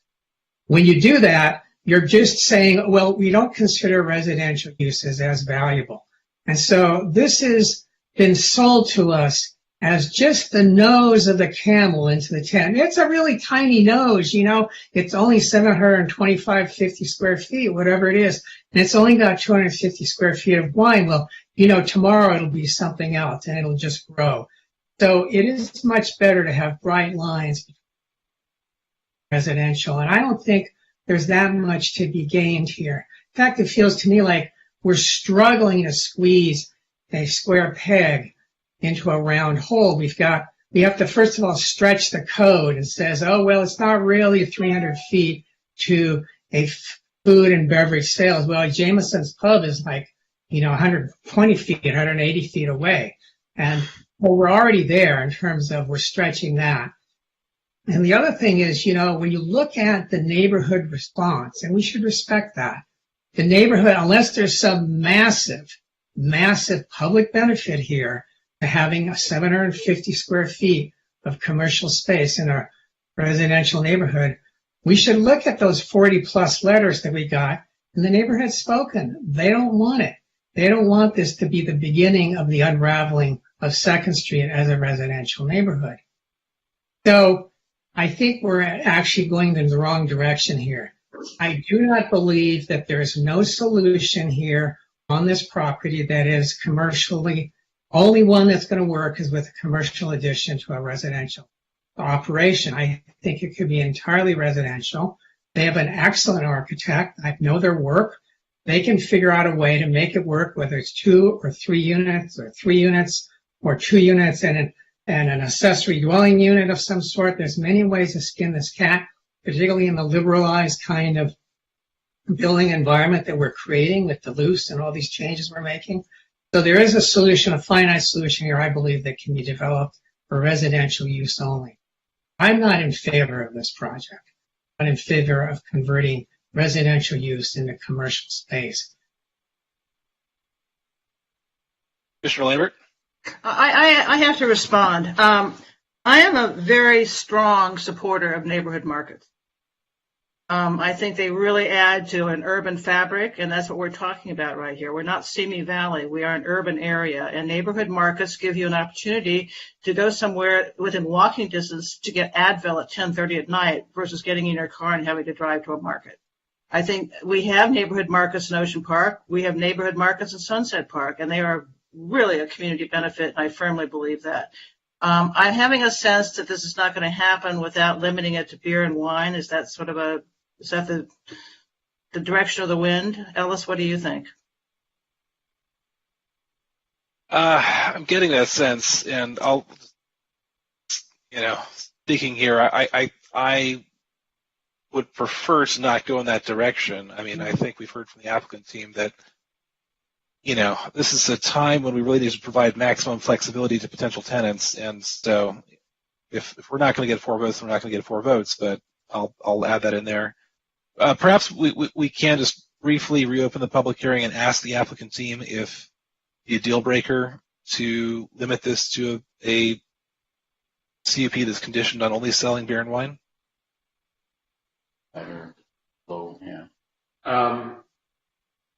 To limit the sales to beer and wine will essentially mean that the community is not going to get Sambuca. And if there aren't any Italians in the community, then I suppose we'd be okay with that. It's too esoteric. Okay. Yeah. It's basically an Italian aperitif. We'd be open to it. It mitigates the flexibility. We're not looking at. We don't have a lot of display area, and we want to be mindful and respectful of the comments. Okay, then I would accept that amendment. How about you, Ellis? Reluctantly, let me go back to Commissioner Landers. Would you accept a condition that limits it to an alcohol percent of, say, 30 or 35%? What? Instead of just beer and wine, I mean, allowing a little bit more flexibility for different types of alcohols aside from just beer and wine that aren't quite, say, 40% alcohol, but maybe like 30 or 35%. So they can have 5 bottles of scotch, right? Commissioner Landers, I think you're muted there. You're muted. You're still muted. I'm sorry. Well, Sorry, Ellis. I appreciate it. I like that.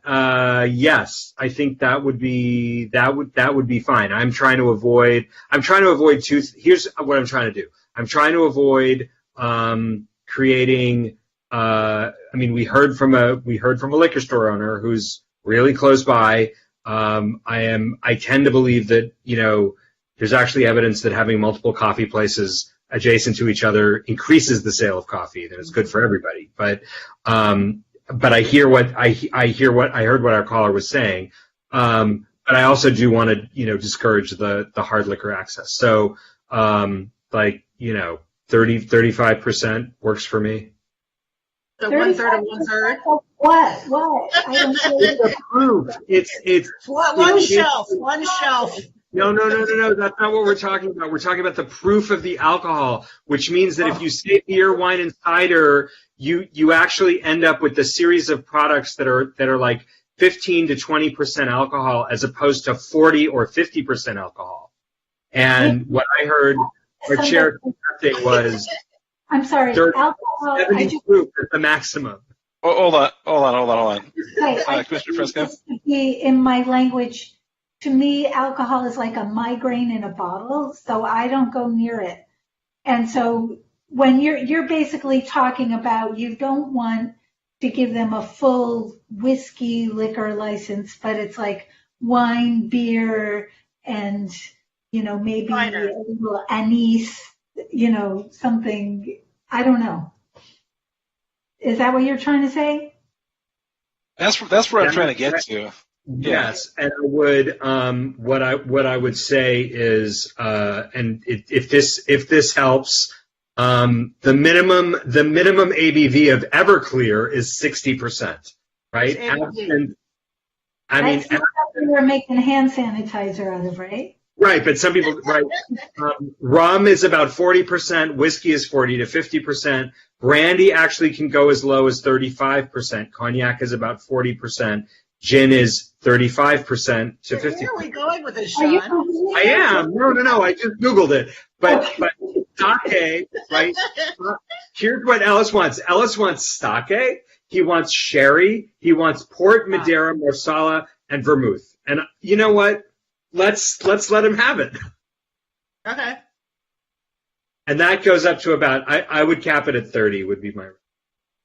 Does that work, Ellis? Sean, would you be willing to go up to 40 to give a little flexibility here? Greek to me, but no, because I'm trying to avoid sales of gin, vodka, rum, and there is, that is a popular number for gin, vodka, all right. rum. Yeah. So 35? There's nothing that sells for 35, but okay. 34. 34% alcohol by volume? There you go. How do you know all this? I just Googled Oh, sorry, Chair. All right. I mean, hold on. Chair, if I can just jump. Yeah.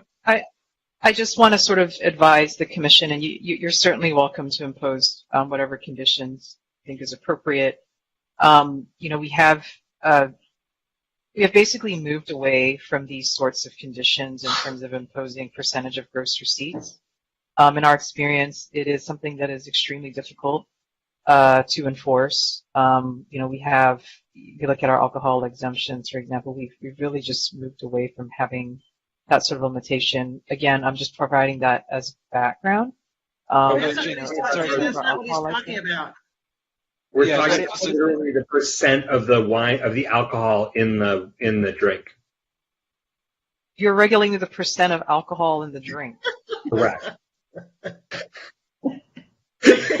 Yeah, the goal here is we're trying to find a compromise between a CUP condition that would limit it to beer and wine sales and a type of CUP that would allow for more flexibility in the types of alcoholic beverages that would be available.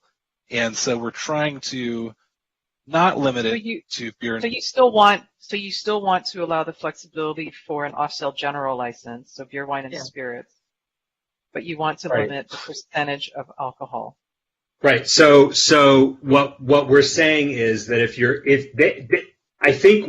let's just make this serious. Like, this is fun, but let's bring it back. What I hear, I think we're trying to avoid. What I'm trying to avoid is sales of hard liquor, which is generally understood as gin, vodka, whiskey, scotch, rum, tequila, Everclear, stuff like that.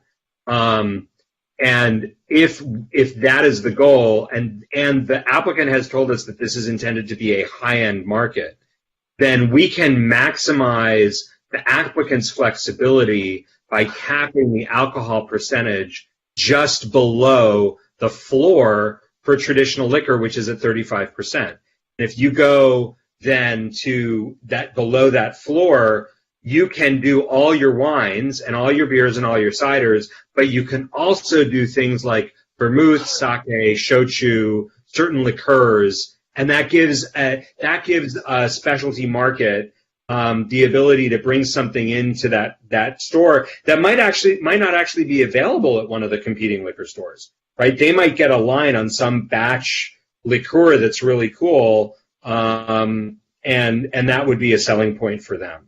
This is a first, Sean. This is definitely a first. Yeah, just for the record, I'd rather not have this condition in there, but I'm really just trying to get us to 4 votes here. So, I really respect what Commissioner Fondo Bernardi has said about the neighborhood, and but I'm not able to go to his denial. But I do think we have to put some boundaries on the alcohol here, given the context, given the context, and so this to me feels like the right way to go. So should we move on this? Well, hold on. I see. Yeah, I see. Hold on. That the Chief Deputy City Attorney's turned her camera on, so I want to give her an opportunity to jump in if she wants to. No, thank you. I just want to make sure that I understand. This is probably a condition that, I'm not familiar with the commission imposing this sort of condition, this kind of halfway condition. So I just want to make sure, and I think you have been talking about it, that we understand exactly what the reasoning is for this kind of middle of the road approach. What I'm hearing is, and if you please correct me if I'm wrong, I just want to clarify for the record, but what I'm hearing is that there's neighborhood compatibility issues and perhaps over concentration issues related to the sale of full liquor. And so this is, but you also want to increase potential flexibility, and you believe that these kind of, I'm going to call them mid-range types of alcohol sales is more compatible with the neighborhood and the site. Is that correct? Yes. For me, that is very well said. Yes. All right, so we've got a motion on the floor. I see Commissioner Fresco has her hand up, and before I get back to you, I do want to remind you about the hedge nexus. Get back to that. That's why I'm here. I thought of my hedge nexus. I realized what it is. Basically, we're also voting on a CEQA exemption, which in a building that contributes to a historic district has to comply with the Secretary of the Interior standards and be compatible with the historic district. And the direction of the Landmarks Commission that was implemented by the applicant was very clear about removing obstructions and things from that front yard. There were a couple of types of large entryway, gateway things in that yard that were not acceptable to the Landmarks Commission, and so obstructions to that yard would not be compatible with the historic district and would be necessary for CEQA compliance. I see the I see the community development director has turned his camera on. David, do you want to jump in here? Yeah, thank you, Vice Chair Raskin. I think we're all weighing in on this condition about the alcohol percentage, just because it is new. I don't recall us ever having that type of condition. I just want to point out, one of my concerns would be, how do we enforce this? I mean, do we have code enforcement officers going into the building and checking the labels? So it's, if they get a full alcohol license from the ABC, that entitles them to sell all, full alcohol spirits, if you will. So it might represent a enforcement challenges. I just want to point that out. If this is the commission's desire, we will do our best to enforce, of course, but it does, I'm just trying to think how we do that. So that's all. Well, perhaps somebody knows the answer to this. Sorry, go ahead, Commissioner Fresco. I don't see why that's any different from checking to see if they have just beer and wine and not whiskey. They have to read the bottles then too. So. Well, that's a different type of alcohol license. If it's just beer and wine, so I think I don't know the numbers, I think it's a 20, where full alcohol, I think is a 21. So that's regulated by the ABC, but I don't think the ABC license distinguishes between types of liquor and the amount of alcohol they contain. I think it does, doesn't it, though? I think we are absolutely making a mountain out of a molehill here. I mean, we're talking about 250 square feet, including the shelves of alcohol sales. It's an ancillary use in this market. And we are, we're talking about how many angels fit on the top of a pin at this point. So I would rather just move on, with the freedom the flexibility that we had in the staff report. If people are firmly against that, then let's just go with beer and wine. Oh, okay. I mean, we're talking about very expensive liquor here, folks. We're not talking about people lying around on sidewalks dropping beer cans. But not necessarily forever. You have to remember the liquor license stays with the building. All right, so hold on. We've still got a motion on the floor. So, Leslie, are you saying that the percentage condition is no longer friendly? I'm fine with it. If people feel strongly about that, I'm fine with it. I think David has a point about enforcement, but everything we do has enforcement issues. So this is not like unique. It's just weird. Why don't we just go beer and wine? Did they say they could live with beer and wine? Folks? Applicant Yes, team, can you? They did. Then let's just do that. Yeah. It's not the enforcement thing. Fine. Ellis, It's sorry, easier you're to going to enforce. have to go somewhere else for your Madeira. All right. What about CEQA compliance conditions? What about that? So with respect to that, we just want to note that you cannot condition your way into a CEQA exemption. It's part of the project, not. Well, it's about maintaining. So that's not a way. It's about maintaining the CEQA. Right, but you're talking about adding a condition. Again, you cannot condition yourself into a CEQA exemption. But you can't protect it with a condition? What are you talking about? This is about the hedge issue, again, right? Yeah. And it's. Yeah, I agree with the. And it was just to was it just for it to comply with the code? Yeah, that's all it is.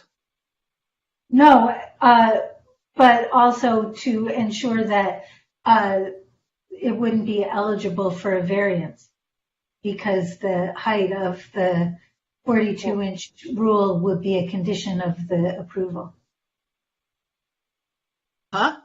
You could not, I'm not aware of a situation where you could bind a future decision of the planning. So they would always be eligible to at least apply for something and it could be denied in the future. But I'm not aware of a mechanism you would have to prohibit them from applying. Right.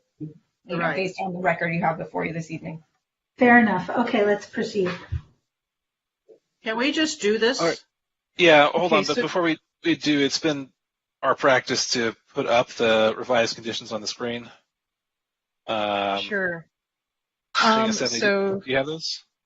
certainly, so it's actually condition number 1 has that beer and wine piece, and I'll do my best to share my screen here. Just for clarity, if we're talking about a license, we should talk about a Type 20 license, because I just looked it up, and beer and wine technically includes cider. It includes malt liquor. Actually, it does include Madeira. So. There you go, Alice. It includes sake, right? Like, it doesn't include anything that is distilled. And Okay, the distinction is between fermentation and distillation. Okay, so we won't say beer and wine. We'll say what is eligible with a Type 20 license. Right, exactly. Okay, all right. So you want to authorize a Type 20? Okay. Yes. Yeah, that makes sense. I mean, I still think this entire approach is misguided, but It's ridiculous. We have to do it anyway. Yeah. Okay, so I'm just rewriting this. As I say, I wish there was a way to let them come back for the liquor license once the operation without a new application, but I can't get there. No. Hey, look, Sean, just while Ching is typing this up, we're talking about something that's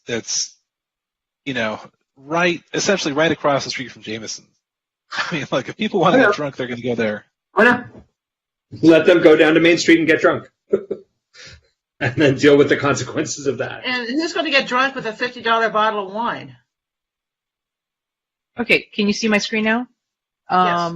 So the motion is to approve the staff recommendation with the caveat, with the amendments of condition number 1. You can see there the approval we've added there for alcohol sales for a Type 20 ABC license within the market.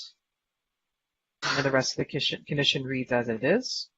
And then there's a new condition with regards to the fence along Hill Street shall be moved adjacent to the ramp and lowered to 42 inches and be made more transparent.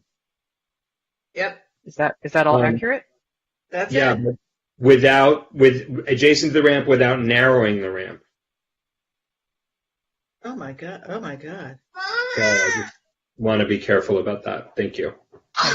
Commissioner Fresco, is that consistent with what your understanding is? Looks like you're muted there. She's sneezing. I think staff and the applicant understand what the purpose of that condition is, and we'll be able to solve it beautifully. Okay. All right, I think we're ready to vote now. Unmuted. Sorry, can we say something, please? Who? Can you open this hearing? Chair Raskin. Vice Chair Raskin. Yes. All right. Reopen the hearing. Yeah. Let's go ahead. Ryan, do you want to explain that, or Kevin, the technical issues that we face? I think this condition is, as it's written, is problematic. I think we can work with staff to increase transparency. We need a balustrade at the upper level. I mean, we cannot make it an arbitrary 42 inches. It's just not realistic. And I think moving the rail into the ramp to the ramp side will really restrict the ability of people to move up and down that ramp, especially with bicycles, which was one of the things that one of the commissioners asked about. So I think it would be better if it was a condition that we increase transparency in coordination with the staff.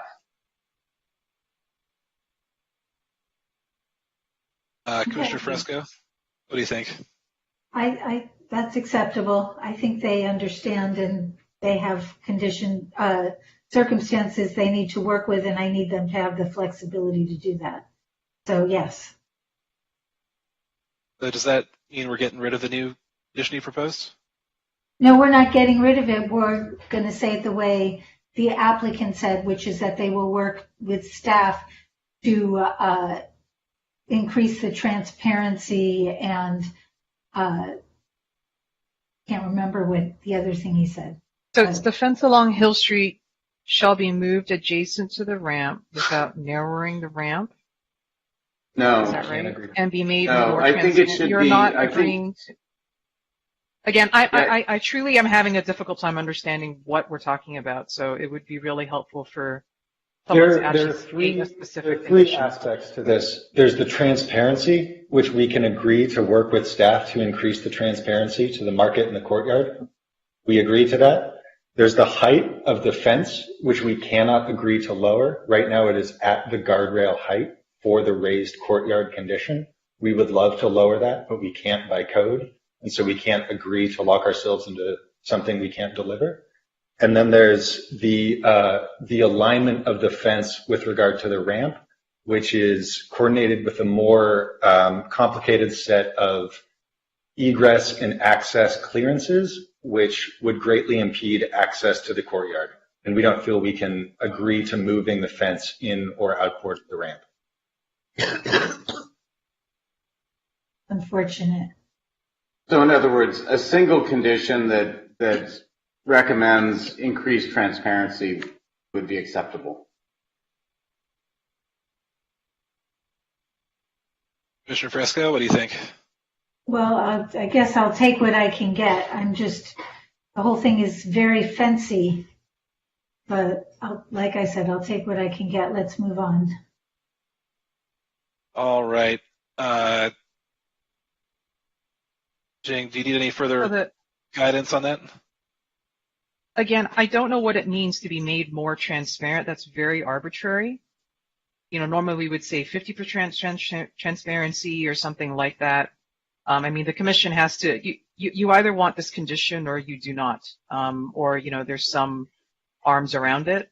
But, just saying making it more transparent, like what is the standard, that, how is this enforced? Like, how do we know that they've met the condition or not? Create a condition of transparency that ensures that the open space, the publicly accessible open space is visible from the perspective of the adjacent public sidewalk as you come down the street. From oblique angles, so it's not louvers. Can we just very quickly confirm with the applicant team if that's all right with you?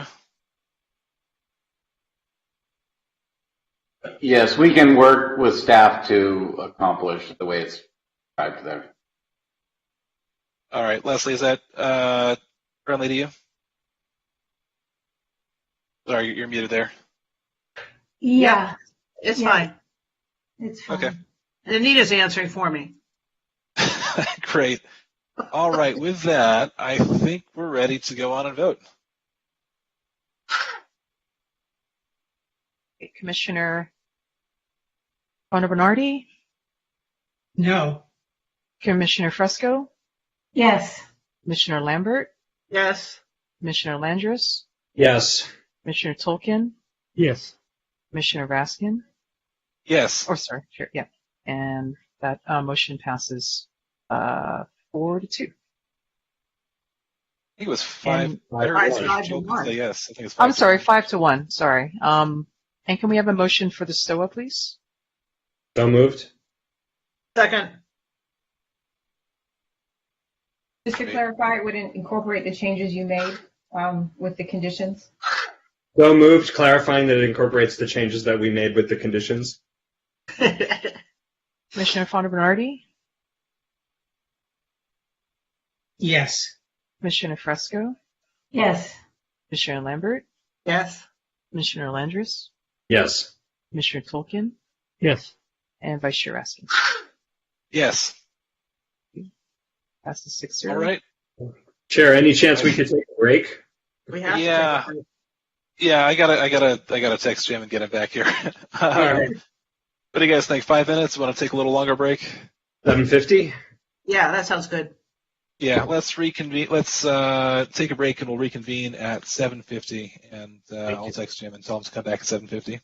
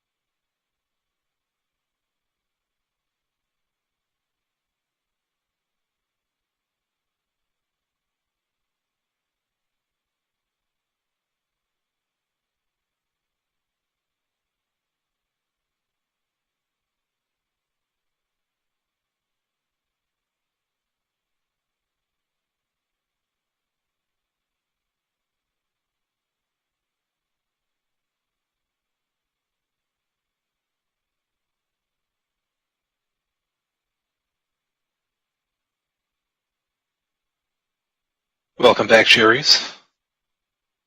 Thank you very much. Thanks for doing that.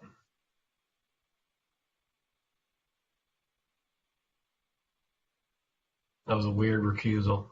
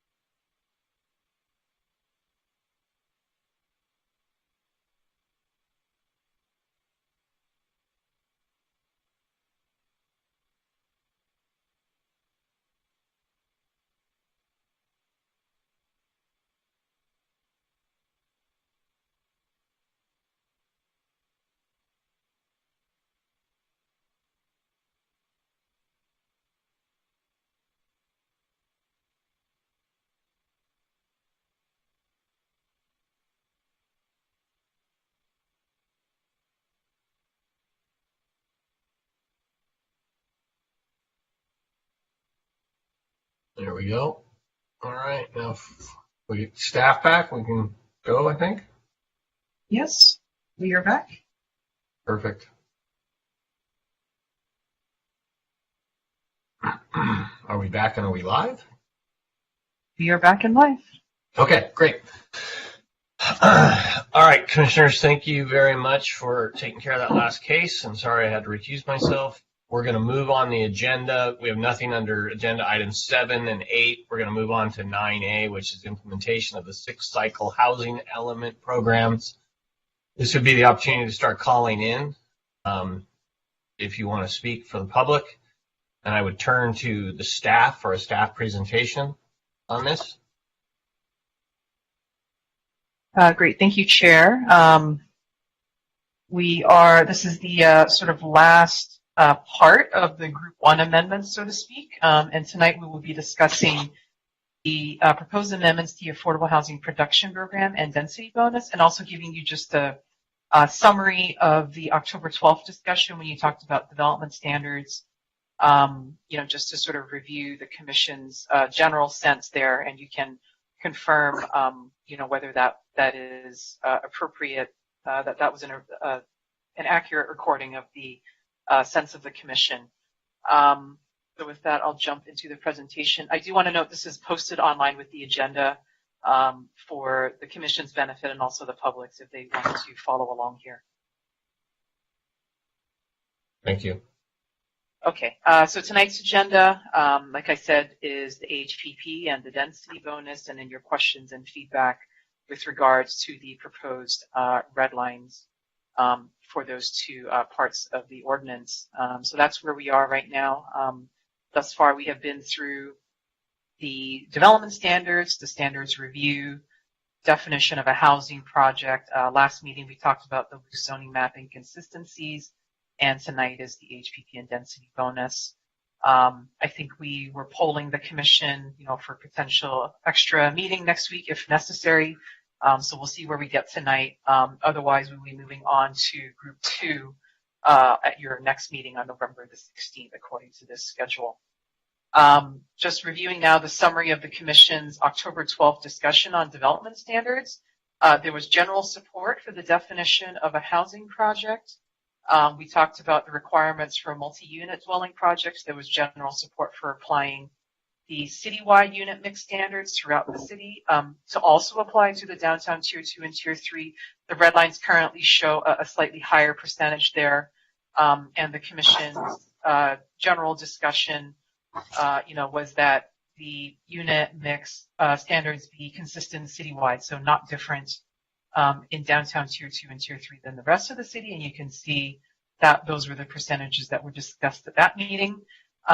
When we talked about height and FAR standards, it was in the general sense of the commission to defer the rezoning actions for NC Main, Montana, Ocean Park Boulevard, and all of Pico to later. That wasn't quite defined.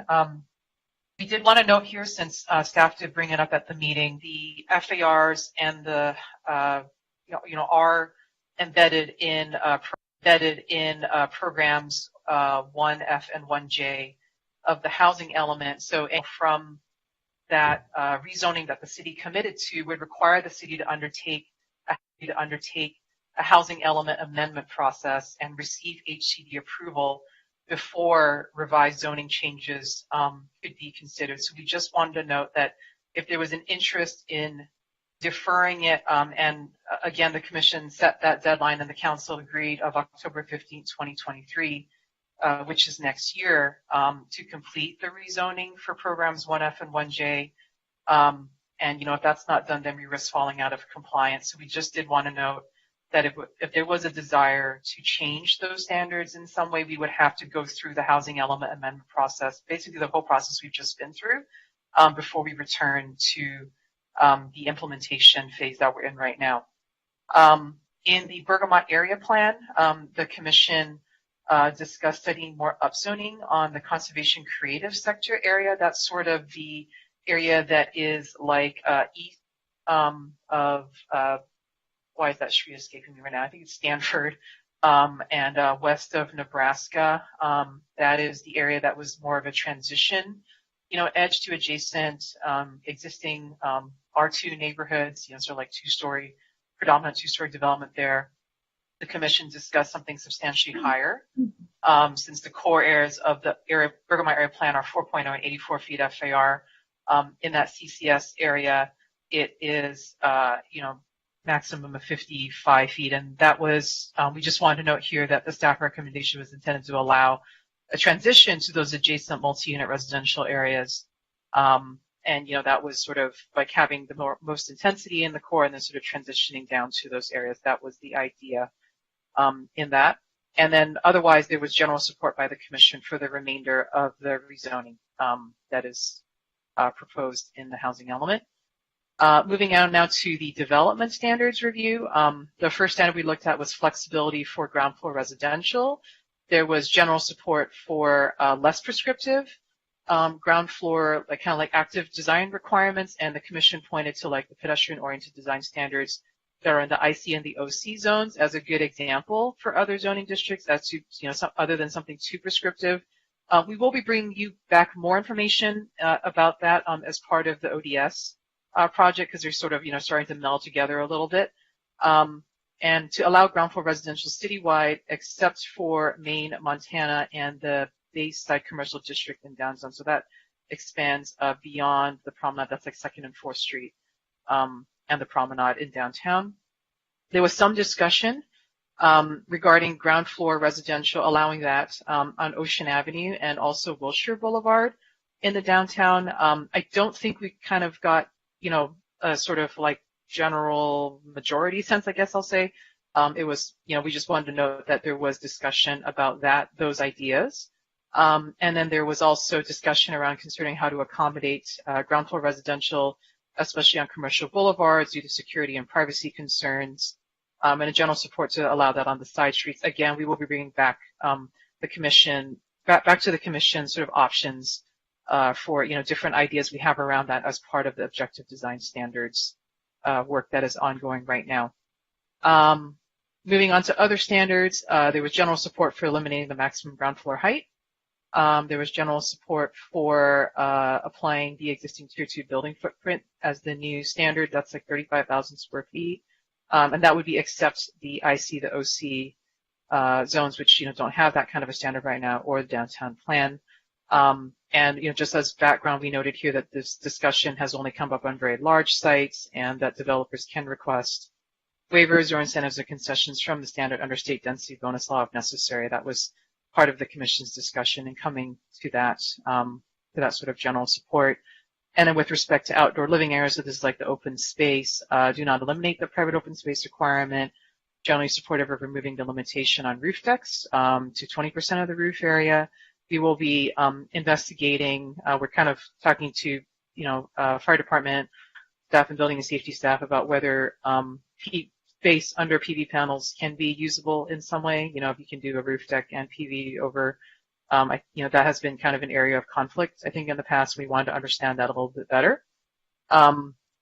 And then the commission discussed more options than design of the open space, and some of the ideas that were put out there were, 50% minimum as a common area and remaining as flexible as the location, or a sliding scale approach to private open space depending on the unit size. So those are some concepts that the commission wanted to consider. And then there was also discussion about removing the 2% slope requirement for open space as well. And then finally, in terms of the neighborhood commercial lot consolidation proposal, the commission generally wanted to defer that with the deferral of the NC rezoning. And then with regards to daylight plane, there was quite a bit of discussion around that. And some ideas that were discussed was we're considering measuring from the residential parcel line instead of the setback line, or increase the height where the daylight plane starts. So I think the idea was generally to see if there was maybe a different way to approach daylight plane, to acknowledge, some of, what buildings might be proposed on adjacent residential lots in the future. And then I think towards the end of the discussion, there was sort of, ideas put about, instead of having it being a by right instead of a concession, could it just be a standard, where there's relief of the daylight plane at some point, given some of the proposed rezoning, that is obviously larger, than the standards we have today. So that's a review of your October 12th discussion. I don't know if you want me to pause on that at the moment, or we would like to continue on to the HPP and the density bonus. We're happy to do either way. Well, I want to pause and ask a question, and I see Commissioner Landers has a question, so I'll let Commissioner Landers go, and then we'll ask any other questions. Sure. So I was not at that meeting, and I think that meeting was, I don't know how many commissioners were at that meeting. So I'm wondering if we... There were 5. Only 2 of you guys were gone. Only 2 of us were gone in the end. Okay. So I actually just have a couple of questions for clarity. If we can go back to the first slide. When we talk about the unit mix standards, and this is understanding that housing is a moving target, and there's also some new legislation relative to what is now called shared unit housing, which is another way of saying co-living. There are a number of co-living developers that are developing 4, 5, and 6 bedroom units for the purposes of selling co-living, which is to say private bathroom in every bedroom. And I'm wondering whether these definitions for 2 bedrooms and 3 bedrooms are sufficiently robust so that we are permitting co-living where it is appropriate to permit that type of housing. Maybe citywide, we should have that conversation, but such that a 3 bedroom is in fact a 3 bedroom, and we don't get 4 and 5 bedrooms that claim to meet the 3 bedroom minimum, resulting in essentially, more studio type production on the co-living side than 3 bedroom production. My question makes sense?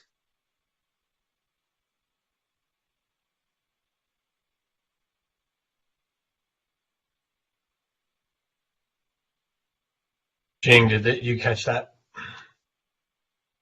Commissioner Fontaminardi, I'll get to you next. I'm sorry, I've muted myself. Sorry. Okay. So if I captured that correctly, I think what you were asking is whether the existing definition of bedroom is sufficient such that it's only a bedroom, because I think then you were talking about co-living, and we will address that as a separate matter as part of kind of our exploration of residential use classifications. but with even a 2 or 3 bedroom unit, I mean, it has to meet the definition of a dwelling unit, so it has to have it has to have like a kitchen and, bathing. But they'll have those. Like, what I'm asking is the definition of the 3 bedroom unit in the code no less than 3 bedrooms and also no more than 3 bedrooms, right? Yeah, Of a 2 bedroom, no less than 2 bedrooms and no more than 2 bedrooms. So that if we choose to permit, like if we do permit co-living units of 4 and 5 bedrooms down the road, consistent with the new shared unit dwelling law, that's fine, but it doesn't actually change the requirement for 10% actual 3 bedrooms, 10% actual 2 bedrooms. Yeah, I mean, I think it does. It's basically a merger of like 2 definitions in the code, one being bedroom and one being dwelling unit. Okay. So you would have to meet the definition of a bedroom, and then like collectively, 2 of those in a dwelling. Like if you want to be your dwelling unit, right? Then you need to only have 2 bedrooms in it. So we do have, yes, I mean, right now we do, and like I said, the issue of co-living is like a separate matter, and I think that has probably more, that would need more discussion, obviously. That's I just want to make sure that we're locked in on those definitions, and that like a 3 bedroom isn't also a 2 bedroom, right? Because there are 2 no, it's not. 2 bedrooms in the unit. Question, and this looked pretty good. My only other question was, when in the, what slide number is this? Slide 6 maybe, with open space, the private open space requirement, was it the intent of the commission, just for clarity here, to not eliminate the unit private open space requirement, or are we saying private open space collectively within privately owned space? Like, what are we saying? Because I would have, had I been at the meeting, I would have argued for a lot of flexibility. And, does everybody have to have a balcony? Not necessarily. Maybe there are other solutions, for example. I think certainly the other commissioners that were at the meeting can chime in too, but what we heard was, after a lot of discussion, it's not the removal of the private open space like per individual unit, but more flexibility about, how open space is, I guess, distributed or executed in a project. And so you can see there some more options, in terms of the design of the open space, like a 50% minimum is common, and remaining as flexible to location, the sliding scale approach. But I think generally, it was like open space, per unit is an important part of quality of life. Yes. Quality of those units. So, I And think there was a desire for it to be more flexible about the rest of it. Okay. And was there discussion of ensuring that, to the extent that there was flexibility, that there was equity with respect to the below market rate units, that you couldn't take the 50% minimum, give it to everybody, and then give all the rest of the flexible private open space to the market rate units and leave the below market rate units with them? I don't recall that specific point being discussed. Okay. But maybe I seen, waving, so. It was. Okay, good. I don't know Well, it would be good to include that, if it's possible, if it reflected the will of the commission at the time, to ensure that there is equity there, that we're not, allocating all the private open space to the market rate units. Okay. That's it for me. Thank you so much. Great. Commissioner Fonda Bernardi. Yeah, I just wanted to second what Commissioner Landers just said. In that example of 10, 10, and 15% for the specified units, that is the 3 bedroom, the 2 bedroom, et cetera. Remember, that still leaves 65% of the mix undefined. And so in that 65%, you can insert 1 bedrooms, or you can insert 5 bedrooms. So we have the flexibility there kind of built in. We may want to specify more. I think the real battleground, though, for those multiple bedroom units is the parking. And I think that's a debate or discussion we should have downstream when we're generating that, let's say, co-housing model, and having our code be robust enough to handle that. Now that we're rewriting everything, this would be the time to include it.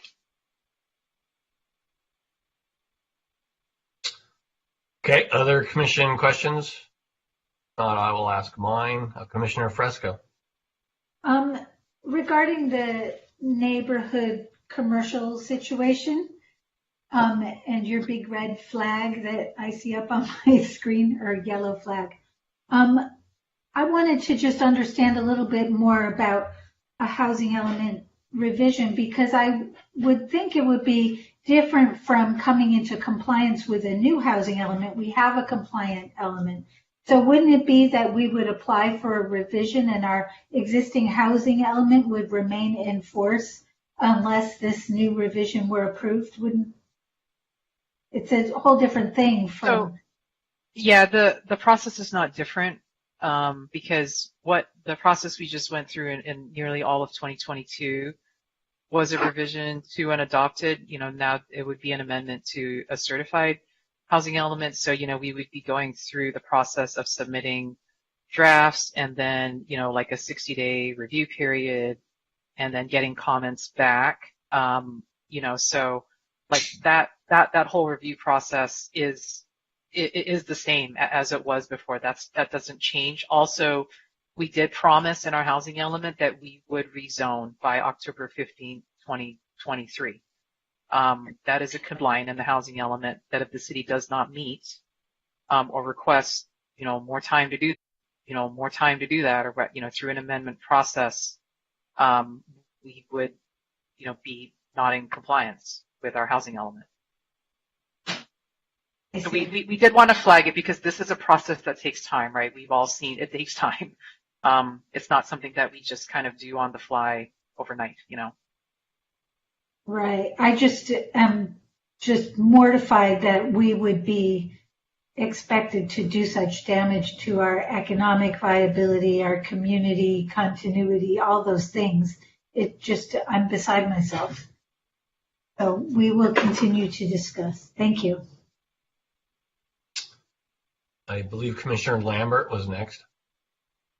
Just to follow up and not to beat a dead horse, so to speak. I think a number of us are very concerned, including and many in the community, about the 55 feet on Main Street. And I'm just wondering how complicated that one amendment and neighborhood commercial in general would be, and would that stop our progress otherwise, the other things we're doing? I mean, it would. So part of I think, we have to look at it in context, in terms of, why wherever we have housing, it does need to be feasible. And so these were the minimum feasible standards, if you will, right, for those zones where you allow housing. There are other parts of state law that are going through the process that may override that, if we don't have standards in place at the local level. But, when you're looking to amend the housing element and, these, in terms of allowing housing or the opportunity to have these, even if we don't have a site on the SSI, it's the opportunity, for someone to potentially do it. It was part of the AFFH strategy as well, to open up these areas that have traditionally never supported housing or ever had housing on them. And I totally understand where you're coming from and the sort of, frustration around this, but these are commitments that were made in the housing element, and they're done in the context of both AFFH and also housing feasibility. So well, just to finish the thought, I think in the case of Main Street, there's plenty of housing already on Main Street, as you know, and combining these NC lots with some of the public parking lots could make it a feasible option with the current NC standards, and we didn't explore that. So anyway, that's just I know a number of us are very unhappy with that, and I know the community is really unhappy. So I'm not sure where to go with that. And the project we just reviewed is sort of an example of how it is actually feasible, and they put a little market in there. It's happening. We just saw it a second ago. So yeah, I'm not going to let that one go gently. Okay. Yeah. A good night. Again, this is part of the commission's discussion. You certainly have the ability to make whatever recommendation you would like to the city council. On this, we didn't want to be, we wanted to be very transparent about process and the time necessary, if we're changing our minds about this in some way, that it does take time. Fair enough. And I'd also just like to add very briefly, if I may, that, HCD is not obligated to approve amendments, right? I mean, that goes through the process. So that is another factor that you would be looking at during that 60-day review period when you send up amendments. It's not clear what HCD would do, so we would not be guaranteed that they would approve any sort of amendment that went up there. That would, be within their discretion. Hold on. I think I had Commissioner Fonneman already next, and then Commissioner Landris. And I'd really like not to spend too much time relitigating something we agreed to at this point. I mean, there's going to be time to address this zoning or not zoning, but it's not really before us this evening. Go ahead, Commissioner Fonneman. I have a question for Jing, and it is not relitigating, it's actually looking ahead. When do we have to have a review of the adequacy of our upzoning and our permitting process as far as HCD is concerned? When does that happen?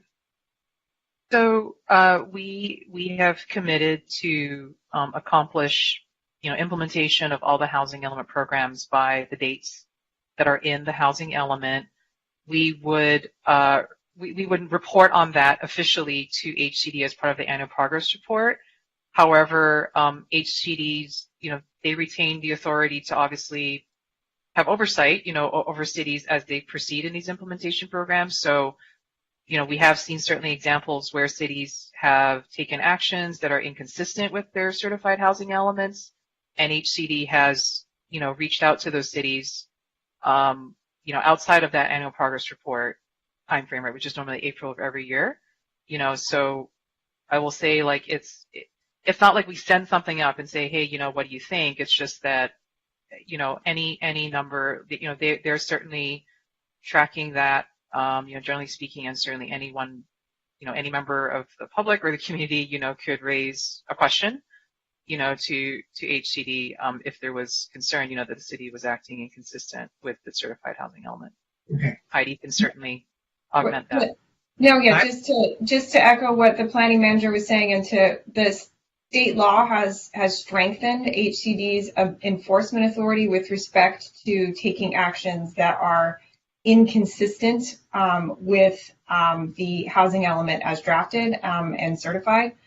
So they basically have the ability to seek enforcement against the city as if we didn't have a compliant housing element, and that's the result of litigation that has occurred with other jurisdictions. Okay, but I'm asking a different question. I'm asking the question that right now, just to make it more concrete, right now we have 4,500 units that are presumably approved.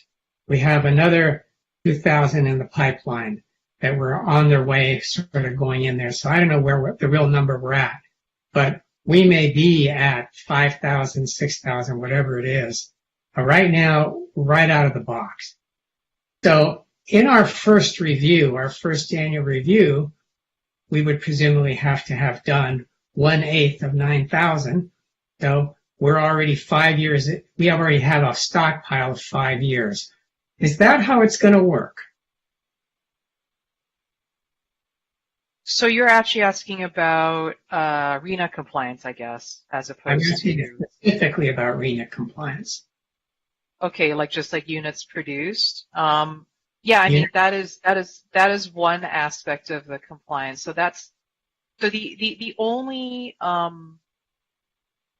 the only sort of use of actual building permits issued is for the purposes of the SB 35, which cities are subject to SB 35, and that's done on a prorated basis, for your RHNA allocation over 8 years, and they would take a look at, how many permits are issued, for that prorated period prior. But, that would be kind of the only sort of enforcement penalty, I guess, if you will, going forward is with regards to whether the city is subject to SB 35. But in terms of reporting on that. I mean, that's just part of the annual progress report. We always report on how many permits were issued. Yeah. Let me ask it another way, which is, let's say hypothetically we didn't meet our target, our prorated RENA target. Presumably HCD would say, well, you didn't upzone enough. And they would come after us and say, now you have to upzone more. Would that be the logical scenario? I mean, I think it may be. I can't say honestly how, they would act. I can just speak to sort of the, for the purposes of the SB 35 determination, that's something that's embedded in state law. We've taken the action. The only program that has a sort of like mid-cycle monitoring, is with respect to the commitments for units in the R1 zones. So we would have to obviously report on that and see how that's doing. If that's not meeting the mark in some way, we committed to assess that. I'd have to look at the other programs, whether we made that sort of commitment in there, but we would be required to report on how we're doing with respect to the RENA. And I guess your question is, could they come back and say you need to do more? I think by certifying the housing element, they're not saying at this moment that we have to do more. We are committed to implement what is in the certified housing element. Right. But where this is going ultimately is that because the numbers are so big and the impacts are so large, understandably, there is going to be mid-course corrections. Whether the mid-course corrections are imposed upon us by HCD or we want to do them for our own benefit because we're understanding things aren't going the way we would like them go. Those mid-course corrections, like you say, are going to take time. And the question is, how much time do we need to make a mid-course correction? Meaning, can it be done relatively quickly, or how much time is HCD going to give us to comply or meet their standards if we are supposedly not meeting them? I think to be clear, I don't want to confuse the RENA to as a requirement for production. It's not, right? The purpose of the housing element is to show that you are planning for that allocation and you have the capacity to accommodate it, right? So that's what we've demonstrated through the housing element, and you take the rezoning actions that get you to that point, that you demonstrated that capacity. Whether those units are built, the only ones that the city has the most control over are the ones on city-owned sites. Otherwise, it's really up to the private market, right? To see how they react to it. So again, it's not a demonstration of are you literally building all of these units? The only context in which that occurs is with respect to the SB 35 determination. Otherwise, the city has, again, by certifying it, they have certified that the city has demonstrated we have the capacity to accommodate these units. But if they don't come to fruition, we have taken the actions necessary. We're still consistent with the actions necessary to show that we have the capacity to accommodate those. Okay, well, maybe I'm not being understood, but I'll leave it for now. I'm sure we'll come back to it later. Where I was trying to get to is reaction time. If we want to make a change, and I'm sure we will because things are moving very quickly, how long does it take? You say it takes time. We're saying it takes, a year possibly to make these adjustments? And in that case, we need to be thinking way ahead and way down the pike to be able to do these things without exposing ourselves, having a non-compliant housing element. Mm-hmm. Okay. Commissioner Landris? We'll try to keep this short. I think the concerns that the commission expressed about Main Street, go back to the drafting of the housing element. And I think, we made ourselves pretty plain, and our requests didn't necessarily make it into the final versions that were presented to staff on the revision, presented to council on the revisions. And that's okay. Ultimately, council made the decisions that it's made and is accountable for the decisions that it's made. But as has been made clear to us, even for the upcoming conversations, we are in a very fluid legislative and legal environment. with respect to how we go ahead and implement our housing element and what the interactions of our housing element are, even within the element itself, right? The relationship between housing production and fair housing and preventing displacement. So the suggestion that I would make is that we go forward piece by piece on a policy basis, and that if and when the time comes for us to actually have a real, like, the rubber is about to meet the road on NC in Montana, Pico, and Main Street, that we then take a hard look at what the legal environment is at that time, what the legislative environment is at that time, and we do the best work we can. Because there may be an argument that, in fact, this is not an amendment to the housing element. It may be that it is an amendment to the housing element where our upzoning of CCS is accompanied by, holding steady on NC. And I wouldn't want to, if you're telling us that we can't do what we want to do on Main Street, Pico, and Montana, without a housing element, without an amendment, then I would say, well, then I'm not sure I want to rush to upzone CCS, beyond what we committed to doing in the housing element, unless and until we can actually offer that as a formal trade and can clear it through our fair housing concerns. But because we're in such a fluid environment, I think it's premature to define the pathway to achieving those outcomes in the context of the discussion. I would like to urge us to have the policy discussion about what we think is the best outcome, and then once we've arrived at those outcomes, figure out what the right strategies or tactics are to getting there. That's just how I see it relative to the situations in which we find ourselves. Okay. Chair, I just want to note that before the commission gets into any further discussion, that you haven't taken public comment yet. So you may want to do that. Thus far, it's been questions, but it seems like it may be transitioning. So just wanted to note that. Thank you. Well, I want to get to my questions, which I want to go back to your slide about where we allowed residential units on the ground floor. Can we go back to that and just, you said, sure. Let me get to that as slide. Always, 1 second. I think it's this one. Yeah, as always, we're trying to protect Pico or Maine and Montana because they're so unique. But what do we mean when we say Bayside districts downtown? I need a little help understanding that. Is that all of these designations, including neighborhood village, Bayside conservation, transit adjacent, ocean no, everything's in downtown? BC district is second and fourth, and the promenade between Wilshire and Colorado. Broadway. Or Broadway, excuse me. Okay, so it's really what I'm looking in the downtown specific plan as the Bayside Conservation. Bayside Conservation District, that's right. Okay, great.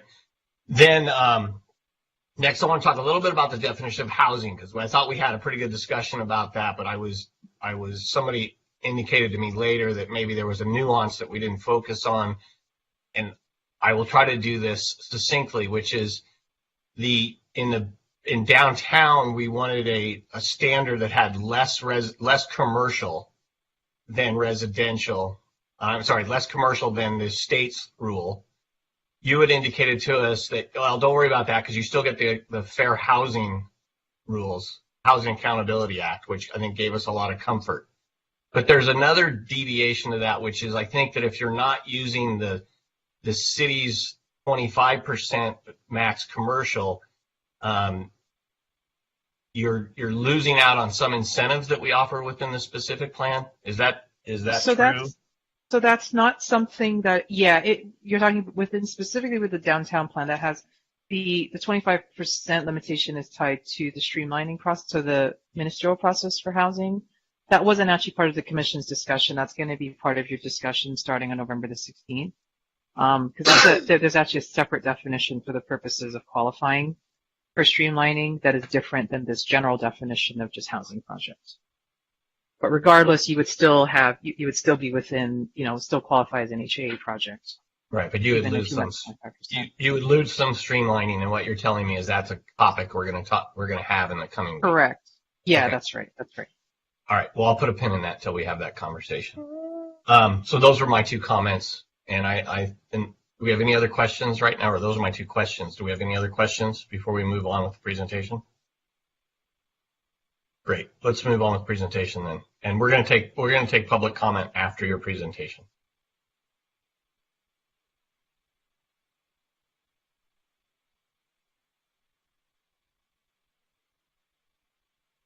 Okay, so moving now into the Affordable Housing Production Program. So the goals of the amendments to the AHPP were really to simplify the options in the AHPP, so moving away from that menu that is within the AHPP currently. They aim to produce affordable housing units at all income levels, and financial feasibility analyses were conducted, to basically relate the inclusionary requirements with FARs that would more than support the proposed inclusionary housing requirements. So those were the overall goals of this, quite frankly, an overhaul of the AHPP.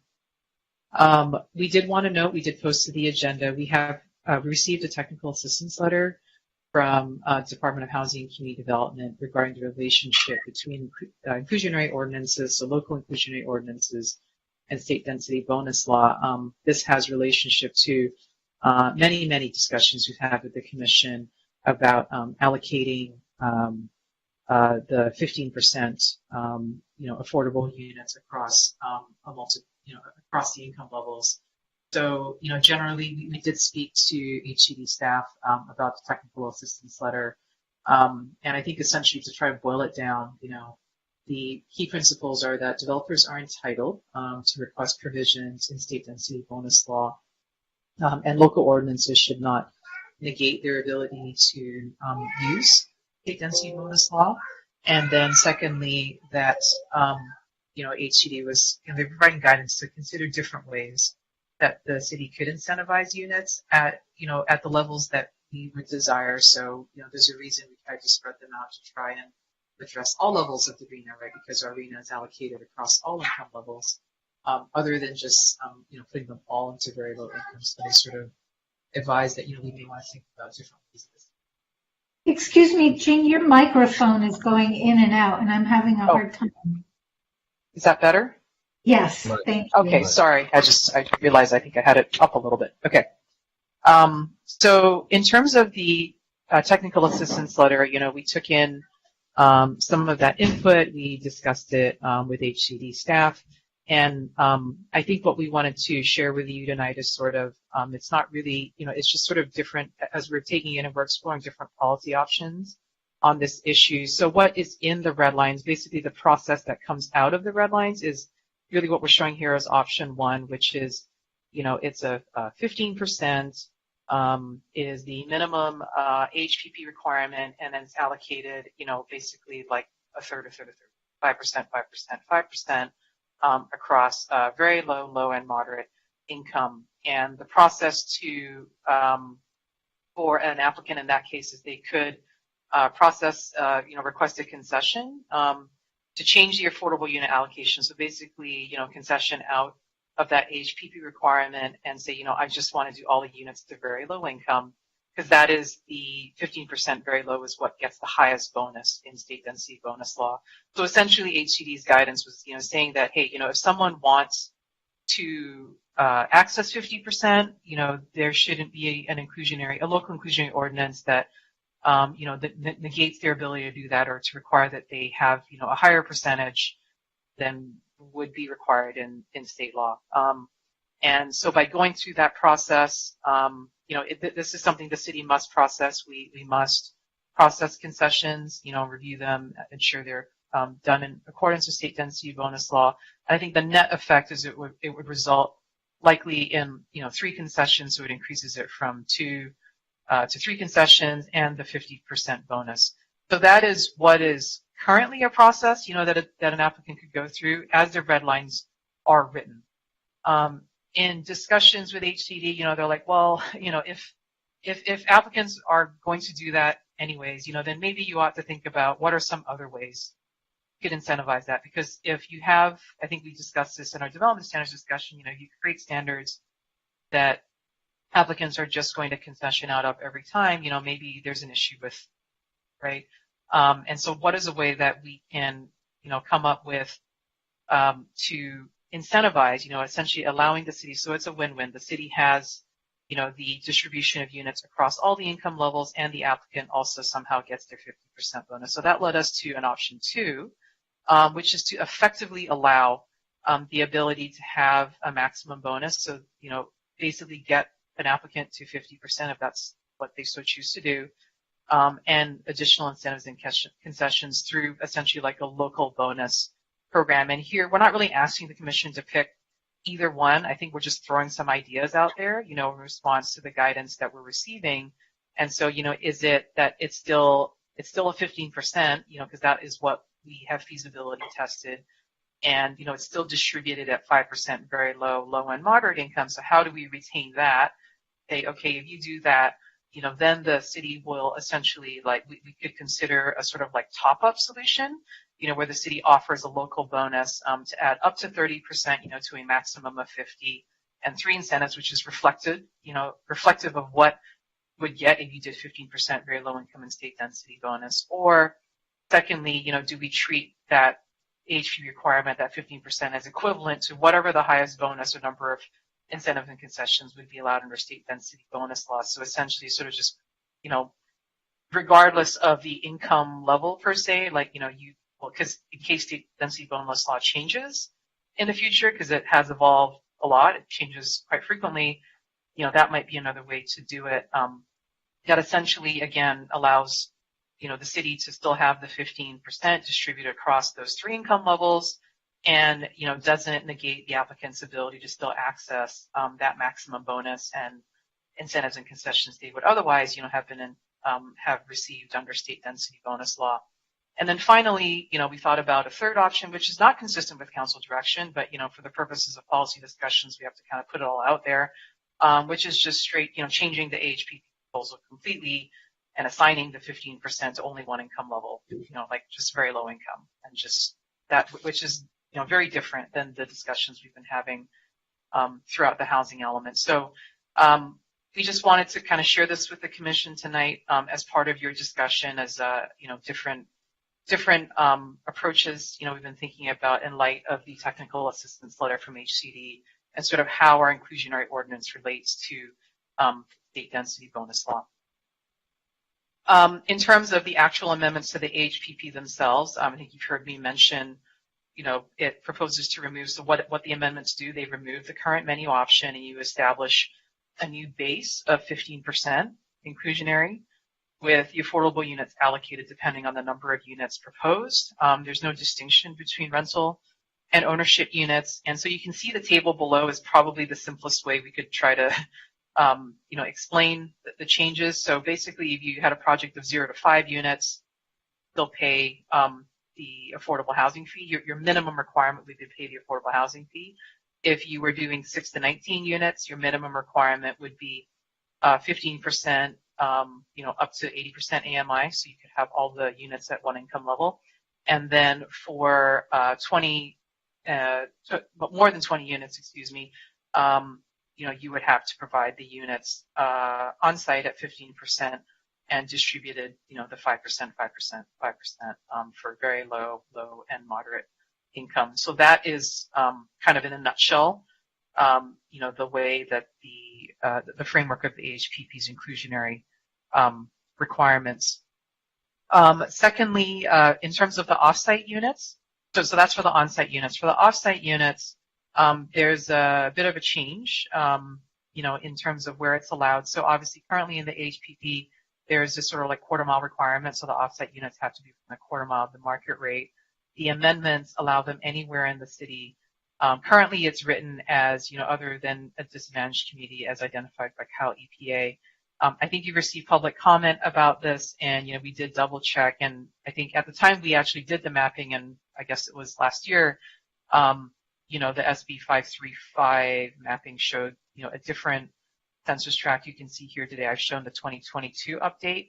So I think in light, of that, and I think it's certainly something the commission can discuss, an alternative we could think about is that instead of, relying on this mapping that could change over time, we could define geographic area, if this is still something of interest based upon the location of, concentration of existing affordable housing developments. And this is a map that we've shown to you before in terms of where 100% affordable housing, this is not every deed restricted unit, affordable housing projects throughout the city. And, the circle sizes are based on the size of the project. So the biggest circles being 100 plus units. The second biggest being 51 to 100, and then 26 to 50, and then 0 to 25 being the smallest circles. And kind of, you're seeing sort of different concentrations. I think that's been part of the discussion, is not continuing to put units where they already exist. And, so it seems if there's an interest, if that is sort of the driving principle here, it may be simpler to just define a geographic area instead of relying on, the state's mapping, which can change and evolve over time. So that's just an idea we put out there, I think, in response to some of the public comment, that we've seen about that. And then another change being proposed is to modify the unit mix percentage. So currently in the AHPP, it requires all the deed restricted units to be 2 bedrooms.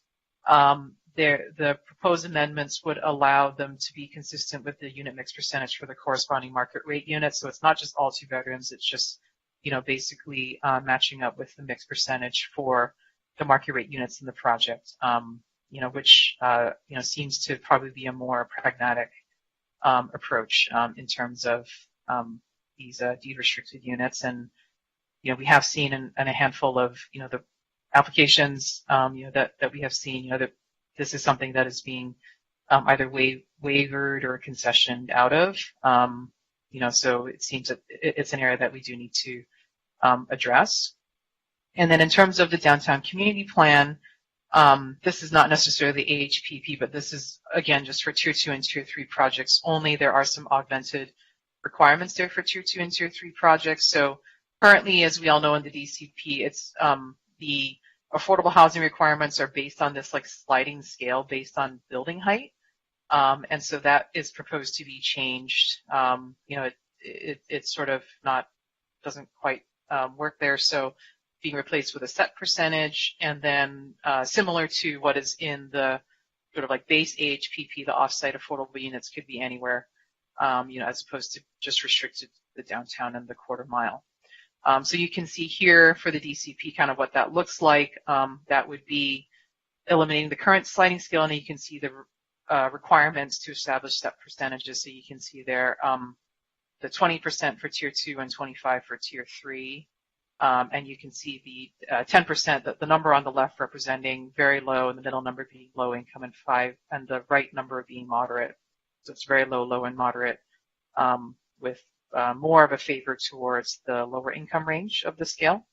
And then you can see here for the offsite, what the offsite percentages would be, 20, 25, and 30, depending on the tier in the downtown. And that was based on additional testing that we had asked HRNA to do previously. And these are actually below, the percentages that they had found could be supported. So we did that sort of for ease of implementation of the program. So those are the red lines, that are before you, sort of just explaining what they do, the key provisions in there.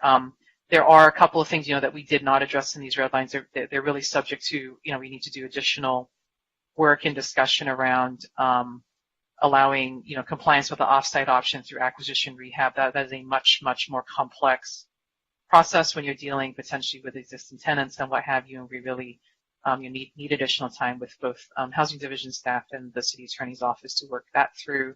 And then, kind of evaluating the possibility of allowing, sort of mixed compliance options, so fee plus units, for more flexibility in the AHPP. And again, that's more of a future phase of the AHPP. So that is kind of wrapping, the AHPP amendments. Moving now into density bonus.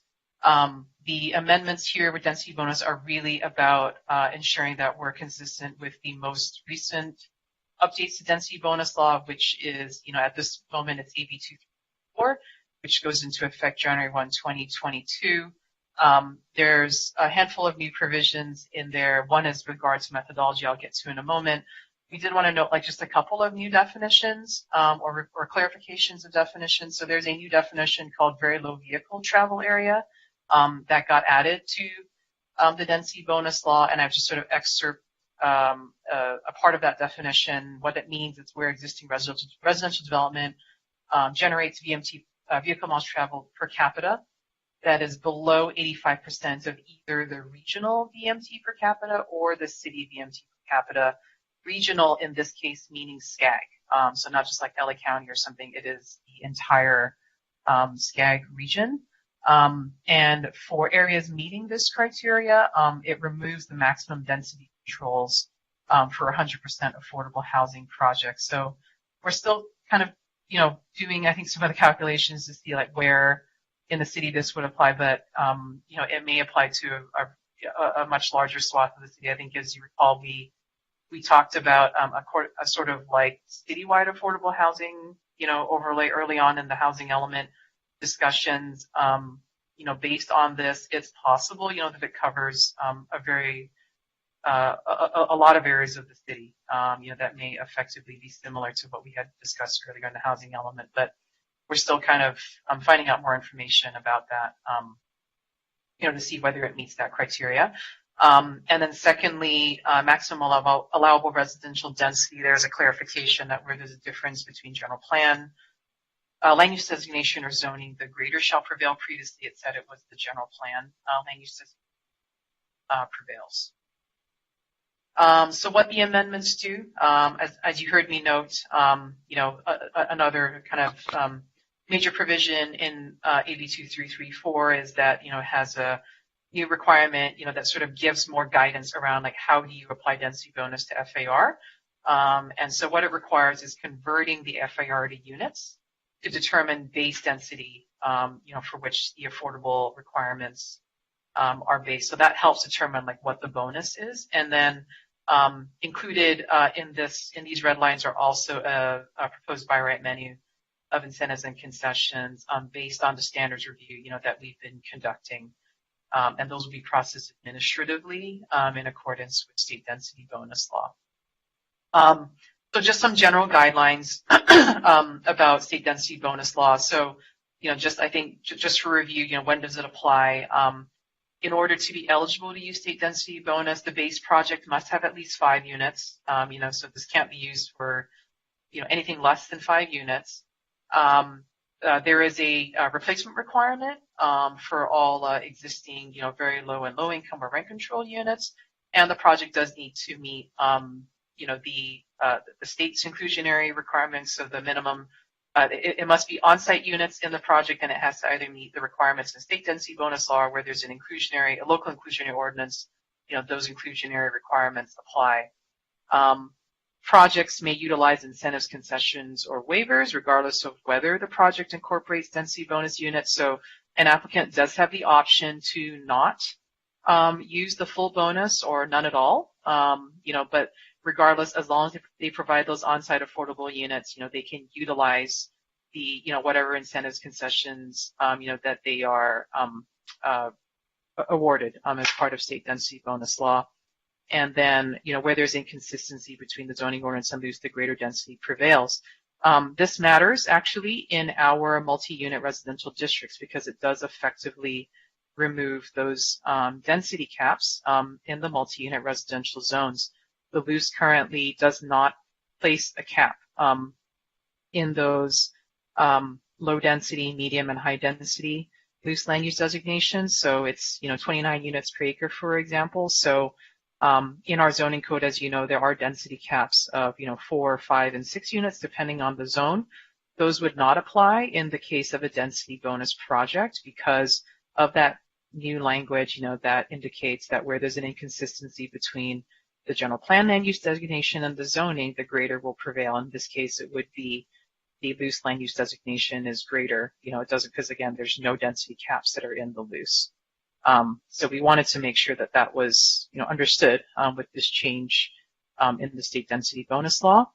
And basically, this is a rundown of kind of how the methodology works within the new update to state density bonus law. So what it requires is calculating the base density by converting the FAR to units, and with the caveat that key assumptions like average unit size have to remain the same between the base project and the proposed project, among other things. So, you can't have, only studio units in the base project and like something completely different in the proposed project, right? It has to be consistent. You do need to, and then once you establish that base density, then that is what the inclusionary requirements, the HPP requirements, are based upon. And then you go to that table, right, in density bonus law, and that tells you, okay, here's what my density bonus is. And again, this is modified by what I began this discussion talking about with the HPP. In light of that technical assistance letter from HCD, right, we are kind of looking at different options of, how do we sort of have incentivize, the city having the affordable units, spread across multiple income levels, and also allowing developers to access, the maximum benefit, that they could request under state density bonus law. So that's kind of generally like how the methodology works in terms of calculating density bonus. Here, this is a table of the by right menu, the proposed menu of by right incentives and concessions. So you can see for residential zones, that has kind of always been in the code, and then non-residential zones, so these are all new, so you can see up to an additional building height, 10% reduction in minimum ground floor height, 50% decrease in private outdoor living area per unit, provided there's an equivalent substitute, up to 5% decrease in unit mix requirement for the market rate units, 10% decrease in residential parking requirements and residential parking, bicycle parking requirements. The termination of daylight plane is another by right incentive and concession, and then additional floor area to accommodate the density bonus units based on the project's average unit size. So actually with that, that's a rundown of both. I did these together because they sort of cross over each other, obviously, but happy to obviously take your questions and have a discussion about this tonight.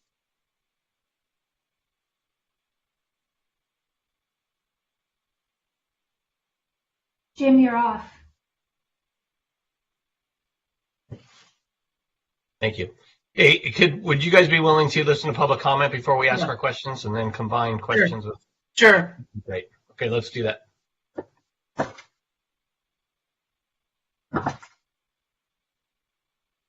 We do have one person in the queue.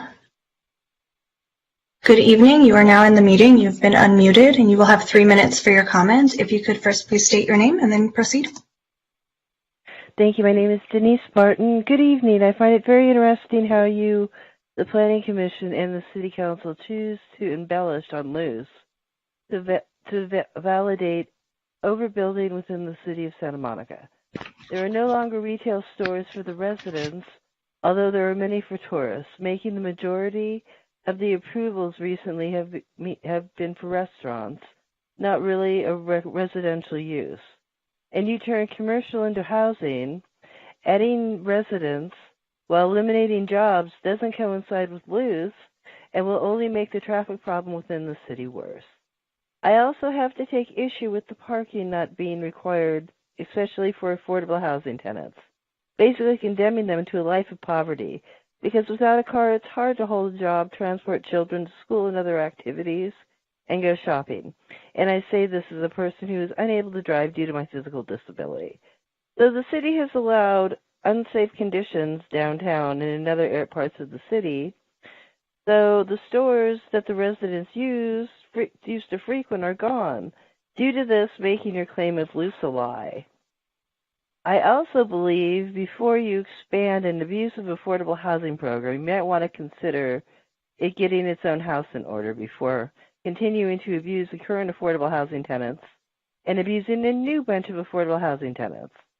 Here, please allow me to give you some points from Diane Glauber's 2020 Santa Monica Fair Housing Assessment, where under low priorities it includes, but is not limited to, access to publicly supported housing for persons with disabilities, lack of assistance for housing modification, lack of housing enforcement, fair housing enforcement, lack of state or local fair housing laws. State or local laws or policies that discourage individuals with disability from living in apartments, families' homes, supportive housing, and other integrated settings. And unresolved violations of fair housing of civil rights law. Then you know nothing has gotten better since then. Actually, from continuing to work at home, they're making it harder.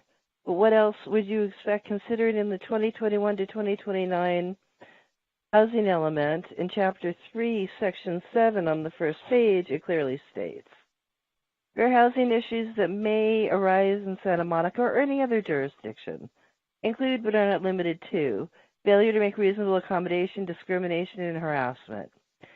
I have other points, but I believe I'm out of time. Thank you. Thank you. Any questions? Seeing none. Do we have any other callers? Yes, we do.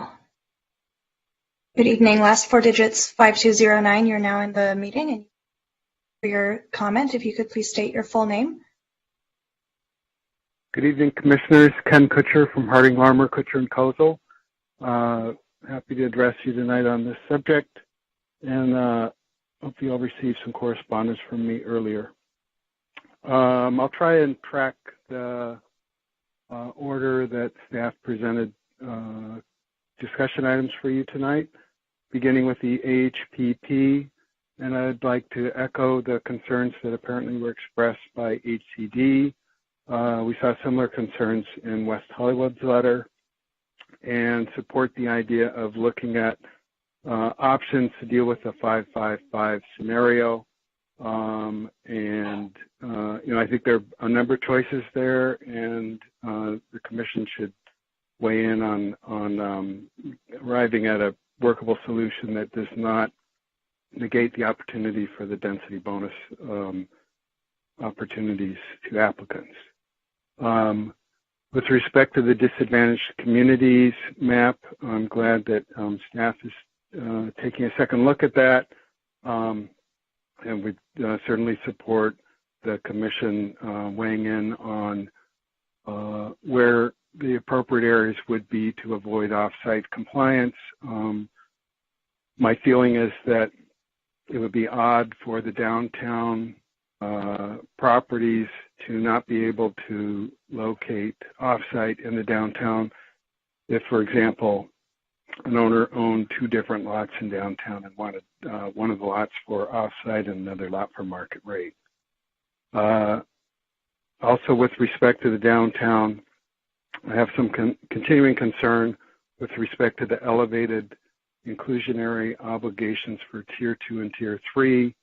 I think that the Commission's seen the experience of those elevated rates, and it makes it very difficult to make those Tier 2 and Tier 3 projects work. I'd like to move on to the density bonus issues. In the downtown, there will still be 3 tiers. Staff has not addressed the fact that under density bonus law, all of those tiers are entitled to density bonus, and the red lines that have been promulgated by staff do not allow, they only allow Tier 1 to take advantage of density bonus and not Tier 2 and Tier 3, and I think that's contrary to state law. With respect to the buy right incentives, as the Commission has wrestled with on a number of occasions, that should be a very robust list. We've offered some additional ideas in my letter, and those appear on page 9. I'd also encourage the Commission to request that staff meet with local architects and identify the kinds of waivers and modifications that are typically required for projects that they run up against time after time, and incorporate those into the list. I'd also like to encourage the Commission to make it clear that waivers and reductions under the density bonus law are not precluded by the fact that something is on the by right list for concessions and incentives. Additionally, timelines for decision making are something that needs to be addressed with respect to density bonus applications and have not been addressed in the red lines. I think I've probably run out of time, and I'm happy to answer any questions. We have a question for you, so hold on. Commissioner Lambert? Yeah, I have a question, Ken. In terms of how the AHPP relates to the density bonus program, and my question is, do you think it would be a workable approach to allow the substitution of very low income units for low income units, such that you would look at a density bonus project that would have 10% very low income and 5% moderate income? As I read the West Hollywood letter, it comports with that, and I want to know what you think. Yeah, I have same reaction. I think that if in trying to find a balance between the 555 requirements and the density bonus opportunities, once you hit 15% very low income, that it would be a fine solution to say that an applicant could elect to provide very low income for not only the 5% very low, but also the 5% low and the 5% moderate, and that way take the opportunity to have a 50% density bonus. So yes, I agree with that. But except, isn't it true though that a 15% density bonus, 15% inclusionary requirement is only 10% of the total project? So we'd be losing 5% affordable units. I'm thinking that you would have 15% all very low. And for the entire project? Bonus. Yes. And not including the density bonus. You don't have to provide inclusionary for the density bonus units themselves. No, but if we wanted to somehow honor the 555 or some iteration thereof of the HPP, we would require 15% total project inclusionary. So 10% would be very low income and 5% would be moderate income. Anyway, that might be too contorted for anybody to understand except me. But you know what I'm saying?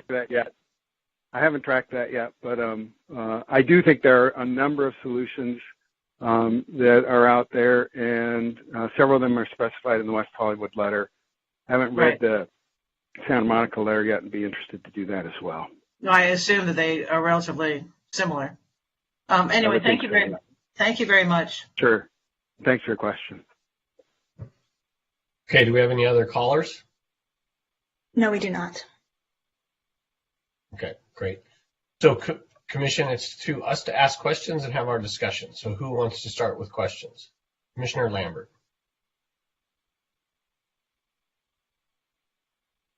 I guess my overriding question is this it tonight? I mean, do we have to decide how the program works tonight, or do we have another shot at it? Well, because there was an awful lot of information provided to us that was not in the staff report. I don't know what the process is. Do we have another shot at this at some point? So this is a discussion, and we're getting this information real time, and we're trying to reconcile all of it for you. But this is a discussion. You're not voting formally on anything tonight. So just like all of the other commissions, and I realize this is the first sort of discussion you're joining, but generally it's been, trying to just get a general sense of the commission and your questions and discussion, feedback about these concepts, and again, just trying to get a general sense of the commission. And then it all comes back to us in February-ish. So that's when we'll have our final. January. Yeah, January is what we're targeting. We're targeting council for February. So, we certainly, I think if the commission wants to see some revisions before January, you could certainly provide that direction. We can try and bring something back to you before then, just in response, to some of your discussions. There's a ton of information tonight, and it's hard to, digest all that. Yeah. Yep. And let me suggest to you, and what do you think about, like in the future, it might, if you can, provide us with a PowerPoint presentation before the meeting. There's a lot more information in that than there was in the staff report. It was excellent, so it would have been great to have it beforehand. Yeah, Is that possible? we did post it online today. I know it was, we were Oh, did trying you? to get it done. Yeah, I'm so sorry. we did send it out earlier today, ahead of the meeting. And then we discussed a number of times the ability to use off-site obligations in disadvantaged communities if it was for acquisition and rehab in order to stabilize the low-income tenant population and reduce housing costs, et cetera, as a way to mitigate gentrification. And I didn't see that in here. And basically, off-sites cannot be in disadvantaged neighborhoods, even if it's acquisition, because I think we talked about that. Well, we haven't included that acquisition rehab option for offsite because, like I said, that is a much more complex kind of a program, and so that was more of a future phase as part of this. It's not in the red lines that's before you. The offsite that's discussed here is really more in the traditional sense of someone acquiring property and building new units on there. We really need more time to work through acquisition rehab to meet the offsite. And then Ken is right, and it looks like the downtown is ineligible for off-site housing. Is that? Yeah, that's why I think in responding tonight to that public comment, we went to double check that map again because we had pulled that map previously from last year. Whenever we did this, I think it was like late last year. And so, taking a look at that, you're right that the new 2022 map, has a couple more census tracts in there, than was before. And so in light of that, I think it sort of, gave us food for thought of, do we want to rely on this state mapping, which could change over time, maybe one of the census tracts goes away and comes back, or is it better to take a look at, the local conditions within the city, not rely on that mapping and take a look at, where existing concentrations are, and if that is the concern, you could create just a defined geographic area. And this is, again, unique only to off-site units, associated with a market rate project. It's for no other context. Right. So you could say, like, in this box here, in the city, like, this is where, if you did off-site units, it can't be here. So we would maybe recommend that approach, in light of sort of the evolving mapping, that we don't have, control over necessarily. And then my final question, and if you're not comfortable answering because of litigation, feel free to say so. But I would be really interested in knowing what your rationale for saying Tier 2 and Tier 3 are not eligible for density bonuses, because the state has made it very clear that all sites that have housing allowed are eligible for density bonuses. But we've eliminated Tier 2 and Tier 3 downtown. And if you don't feel comfortable answering it, that's fine. Yeah, I'll allow that. We are aware of the question, and we are reviewing the question. I got you. Okay, thank you. Okay. Commissioner, next with your questions, Commissioner Fresco. I'd like Leslie to explain something. She said that the 555, your 555. You want me to do that now, Jim? I just want to ask you something. I mean, maybe there's something how much very low income do you need to get the 50% state density bonus? You need 15% of the base number of units. Very low income. Right, but okay, so that translates to 10% of the total project. Say that again. Say the last thing. How does that work? An example is, say you have a 40-unit project that you would be allowed without density bonuses or anything. So if you want a density bonus, 15% of those units have to be very low income. So that's 6 units. Right. But then you can build 60 units. And so that's 10% of the total project, not 15. So if we wanted to add 5 more for moderate income, I think we could do that. So we'd have a 15% across the board project inclusionary requirement. But that's inconsistent with density bonus, because now you're applying the 15% to the total density. That you can do that. No. The 15. Yes, you can. So we're happy to look into that, but I would like to understand a little bit more how that would comport with state density bonus law, because we do need to count it against that. And then is that an additional inclusionary requirement? I'm trying to understand the structure here so we can make sure that we. So I guess my thought is that, and if it doesn't work, it doesn't work. That there would be a 15% inclusionary requirement, whether it's a density bonus project or an AHPP project. If it's a density bonus project, if you have a 15% very low income requirement, then that is actually only 10% of the project. In West Hollywood, that letter actually addresses this. You can add to that if it doesn't impede the production of very low income housing. But they don't get the whole 50% density bonus because they're only providing 10% very low income. Well, because that's the way it works. The 15% very low income is applied to the base number of units before the density bonus. So in a 40-unit project, that would be 6 units. But if the total project is 60 units, that's only 10% of the total project. And Leslie, aren't you layering on another affordability level that impacts the financial feasibility of the project? Well, if you read the West Hollywood letter, if you can prove that it doesn't do that, that it doesn't impede very low income, what would impede it would be 555 applied to the project. Can you explain to us why what you're proposing doesn't impede it, please? Well, I mean, I just why it's not extra. It is extra. I mean, I'm not wedded to that. If you want to just do a straight, all right, let's move on. Yeah. I just thought everybody would be happy with some moderate income units. We would be, but we don't understand how to get them. All right, move on. Well, maybe we have a suggestion later, but I see Commissioner Fonovan already has his hand up. Go ahead, sir.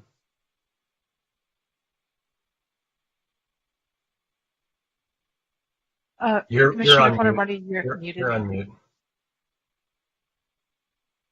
I'm sorry. I like where you're going with this, but are you saying that because of the 15% studies by, our consultants, that it would work at 15%?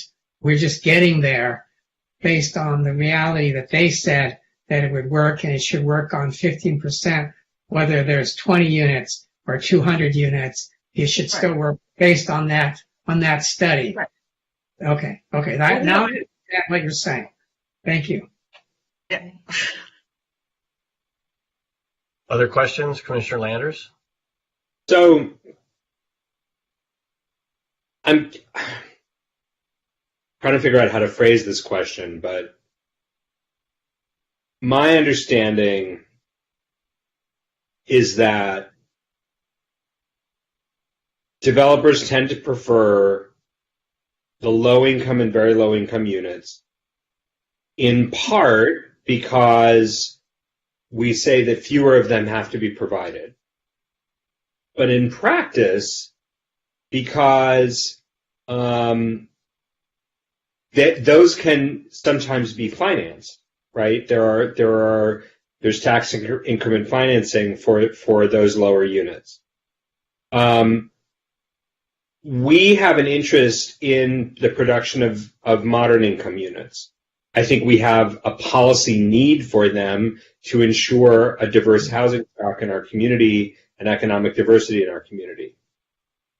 My question, and I want to sort of put this on the table, I'm not even sure that it's one that can be answered right now, is what is it about a moderate income unit that leads HCD to determine that the requirement for a moderate income unit constitutes a housing constraint?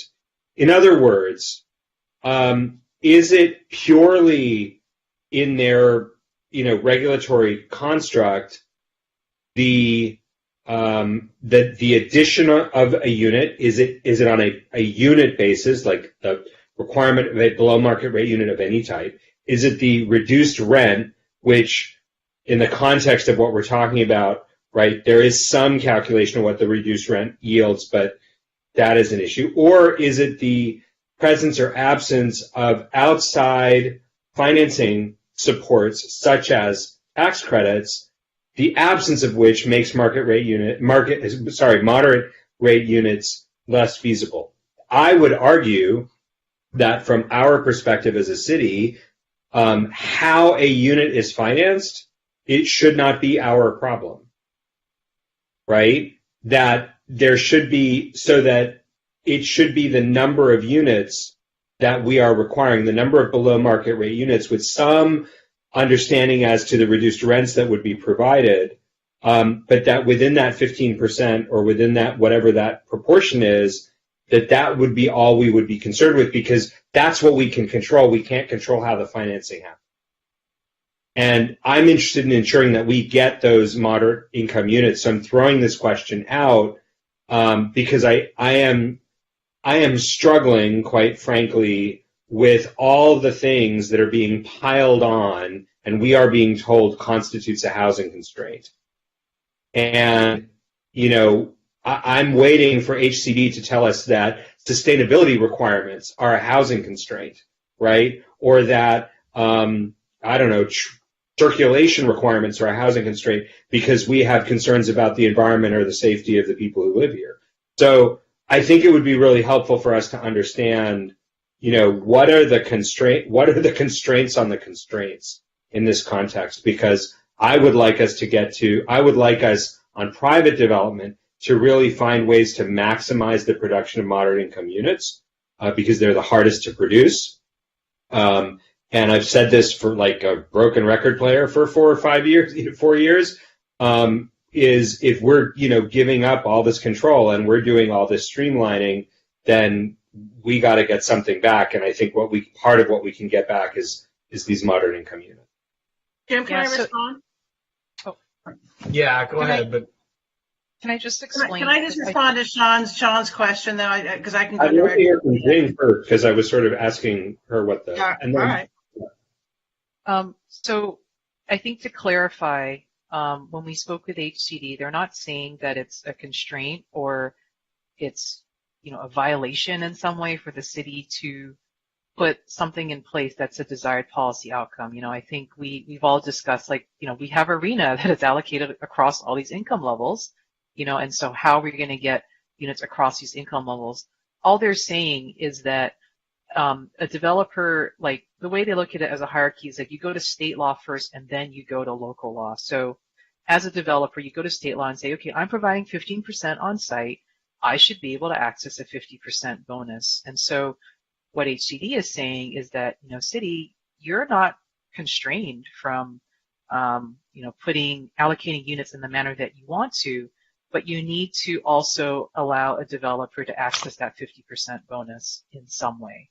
And so that's the policy options that, you know, we're sort of thinking through, you know, how do we create a local incentive that creates a win-win of, you know, we're requiring 5.55, right? But, you know, for example, we could treat that as like equivalent to 15% the very low income at state density bonus, if that makes sense, so that you get 50%. The issue here with West Hollywood, I can briefly explain, because they did not write a letter to Santa Monica. It was a letter written to West Hollywood and their system, and it's a different system than ours, okay? What they require is that, you know, where you provide a lower income unit, you must provide, it's like a 1-to-1, you have to provide a moderate income unit. So it keeps scaling up. And that is where HCD was saying, like, okay, well, if you require, you know, 15% very low income, then you're also requiring, like, if you do have a 100-unit project, you then have, you know, 15 very low income, but you're also requiring 15 moderate as well. You know, so in effect, you've required 30% in the project, which right, the minimum that is required, right, that you've required in state density bonus law. And that's what they're saying is, like, you know, there is no impediment to the city allocating the units in the way that we want to have moderate, low, and very low, you know, but what we're exploring is, like, is there a way we could treat it to say, you know, we retain our ability to say you need to allocate in this manner, you know, but we will still allow you the option to access that 50% bonus and the concessions you otherwise would have had if you did 15% very low, because we don't have an interest in concentrating all of the units in that one income level.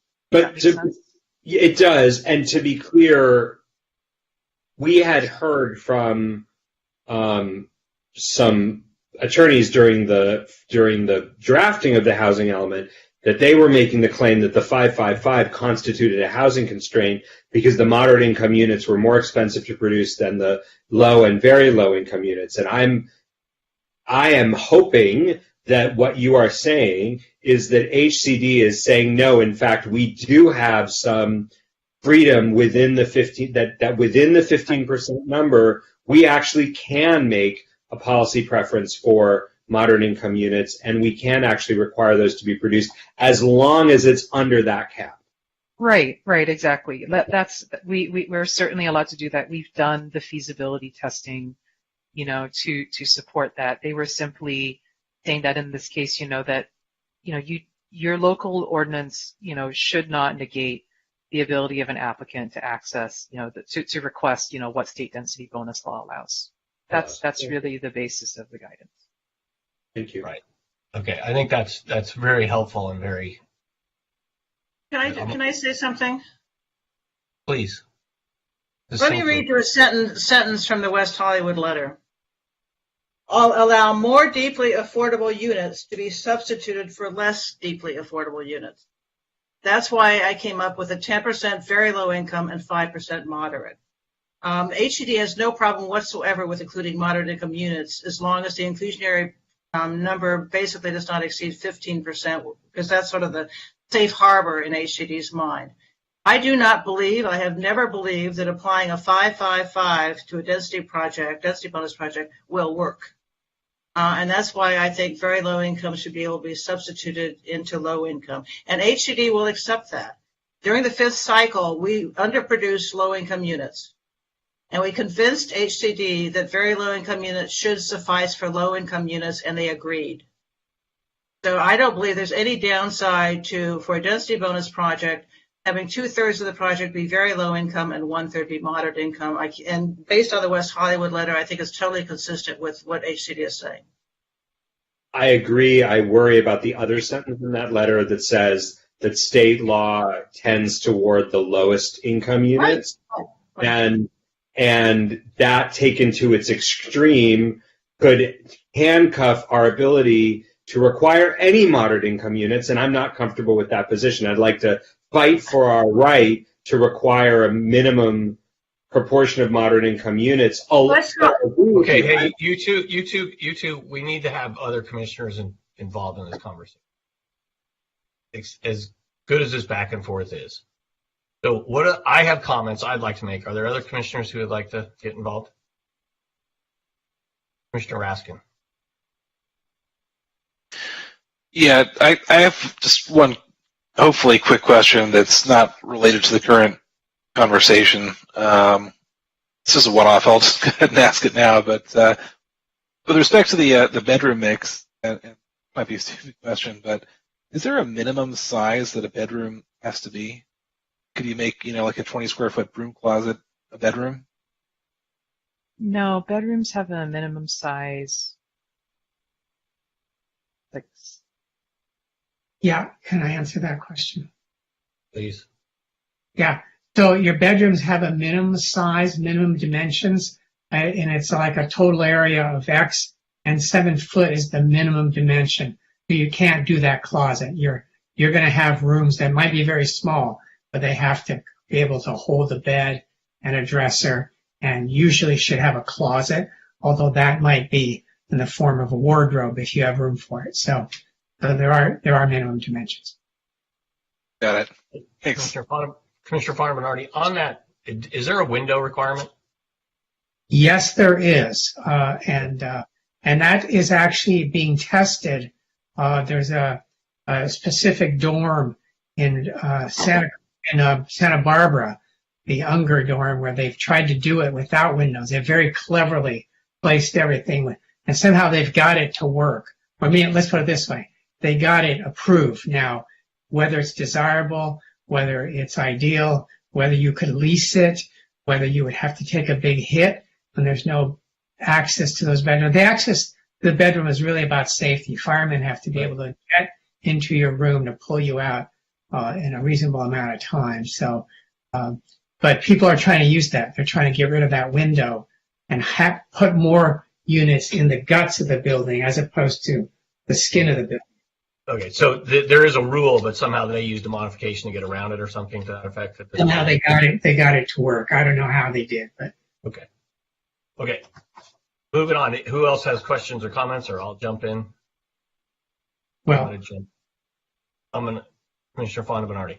actually, Jane, could I get clarification on the menu of density bonus by right incentives and concessions? So, Sure. So one of those is a reduction in the parking, the residential parking. I understood that the bulk of our city was free now of residential parking requirements. Where would that appear? It would only appear on the edges of our city, where that would be operant? Is that what we're being told?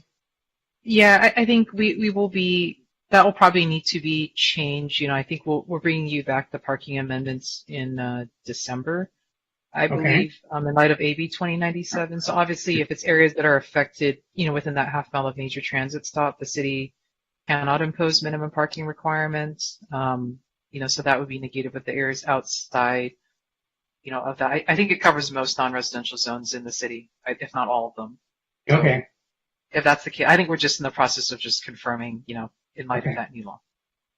And then you also have, in that same chart, you have a reduction in a specific, let's say, affordability, 5% decrease in unit mix requirements for the market rate units. Now, is that 5% of, let's say, if you were required 5%, you could reduce that 5% by 5%, or could you zero out that 5%? Using that as an example. Yeah. We would normally do it, like we usually apply it in whole numbers, so it would be a 5, like it's the absolute number, not the percent. So you have to do the calculation and then, reduce it. So it's like 100 units, it'd be 5 units and then 5% reduction of that whole number. Of those 5 units. I see. Yeah, okay. yeah. So it's not like a percent of, we use the number. Okay. Then the termination of the daylight plane requirement, are you saying we're headed for a daylight plane that comes up from the center line of the alley or the coming property line, cuts over at an angle until it's 50 feet away, and then keeps going up from there? That's our current standard, or let's say the standard we're headed for. But you're saying in that item G that they could walk away from that standard. They could say we're not sticking to that, or is that's new standard? No, we're keeping. Yeah, no, we're keeping the standard as currently written in the code. This is an incentive, a by right incentive and concession that an applicant could use that terminates the daylight plane. So there still is a daylight plane up to that 50 feet measured horizontally from the parcel line, and that is the point at which it terminates. So there still is a daylight plane, but it doesn't just keep going and going.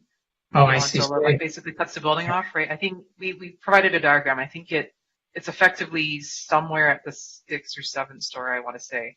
I'm not remembering exactly, where the plane terminates, and then it just goes straight up. Okay. And then can you explain the item number H, additional floor area to accommodate density bonus units based on the project's average unit size? Can you walk us through that? Yeah, so this is really about like when you have a density bonus, you need not just the height, but they need the floor area to accommodate that density bonus. So that's just really, acknowledging that you need additional FAR in most cases beyond just the base FAR. So that's what that is, because in all cases, they're going to have an FAR maximum, and this gives them the additional floor area to accommodate those bonus units. Okay. So that additional related to the height, if that makes sense. Yeah. That's where I'm going. It's really a height thing that they're gonna use. It's that. Height and volume, yeah, because you can't just give building height without the additional floor area, to accommodate the bonus unit. So, you really, if you're going to have additional building height, you likely need additional floor area for those bonus units. Okay. Well, those are my questions.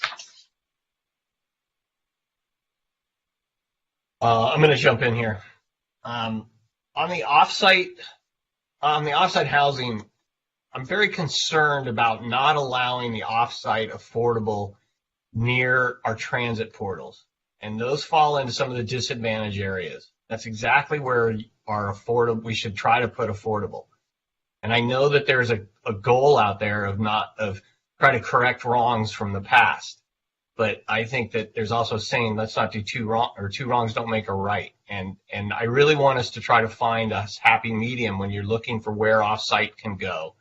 that it can be located within some circumference of the 2 light rail stations, which I believe are in those impacted areas, which at the 17th Street one and the Bergamot one.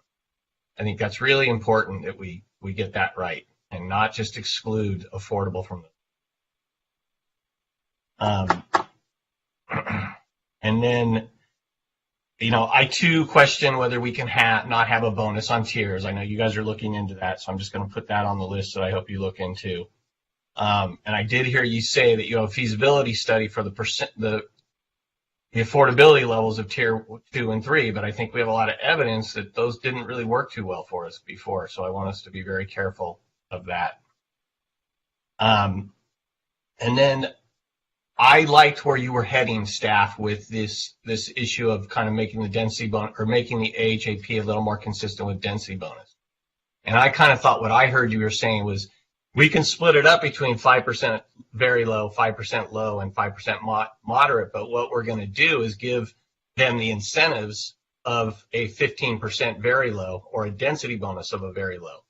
And I think that makes us consistent with state law and allows us to emphasize getting those moderate and low income units.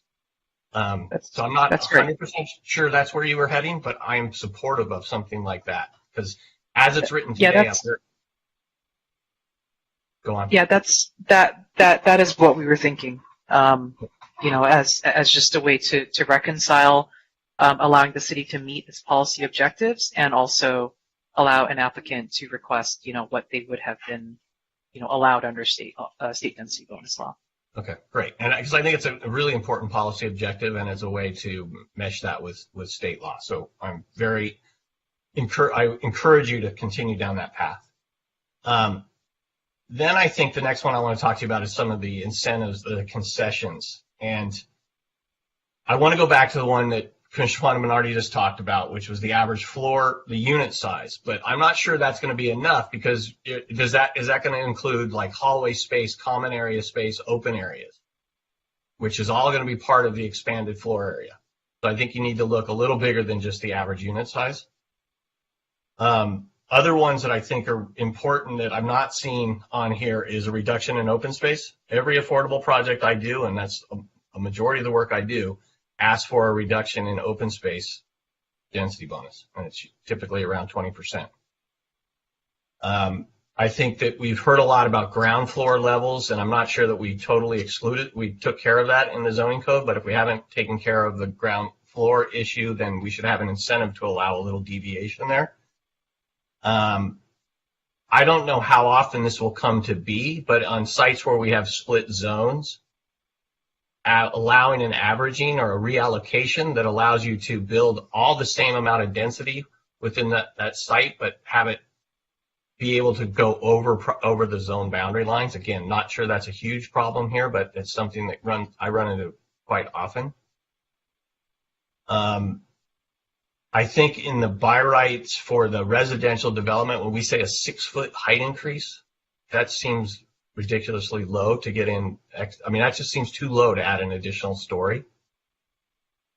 So we really need to look harder at that. And then, again, a recent code that I've used, this Qualified Permanent Supportive Housing Ordinance in the City of LA, it allows this 20% reduction on any standard. And it has been incredibly helpful because we have so many detailed standards, even more in this city. And to have some kind of an open-ended one that allows a small reduction would be very helpful.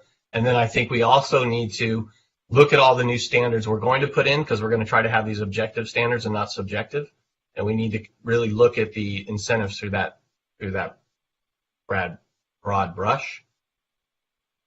Then I want to highlight just with waivers, anything that's on a, just to clarify that if it's on the on menu, but you want to ask for something slightly larger, you can ask for it as a waiver, correct? And there's not a limit to the number of waivers you can ask for? So I think to clarify, waivers are about I think it's written as compliance with the standard would physically preclude the construction of the project. So that is something that an applicant has to document. as part of their request. And then concessions and incentives. So there's no limit to waivers. For incentives and concessions, those are directly related to the percentage of the affordable units you provide on site, and that is related to incentives and concessions necessary to reduce the actual costs of the affordable housing. So it's sort of like two different standards under state density bonus law. I think, to be clear, this by right menu, it doesn't mean that someone couldn't request an incentive and concession that isn't on this menu. It's just a difference of, like, do you need to document the request or not, versus, you just pick off this menu, or if I want to do something different, I just have to document, like, okay, this is, how I'm justifying that request. So that's right. The only difference. But it doesn't mean, like, anything in the code, is not a standard is not available, because every standard is certainly available as part of this process. Okay, but let me just be a little bit more precise, is that if I needed a 15-foot height increase and the on menu says I can only get 11, as long as I can make the waiver justification, I can ask for that as a waiver. Yes, of course. Yep. Okay. I sometimes pick up opponents telling me I can't ask for a height increase because the on menu tells me 11 and I can't ask for 15. That's what I was trying to clarify. And then we talked about 2 weeks ago about this court case Schreiber, and you guys said that you agreed with that and you were going to review the document based on that court case and pull out the pro forma. So I assume that's still the case. Those are the end of my comments on the density bonus, but I really think the biggest thing is getting that consistency with the density bonus based on the spread that we want to see, and so we get the right incentives and the right density increase. Any other commission comments at this point? Commissioner Raskin? Yeah, Jerry, so I thought your point about locating affordable housing in proximity to transit was a good one, and I might have misunderstood one of the proposed one of the potential proposals for locating off-site affordable housing earlier, but I don't think we'd want to exclude the entirety of downtown if that was indeed what was suggested as part of that plan. But I think we'll have to be very precise in how we potentially limit the locations of projects, because I agree that we want to get the best bang for our buck in terms of proximity to transit.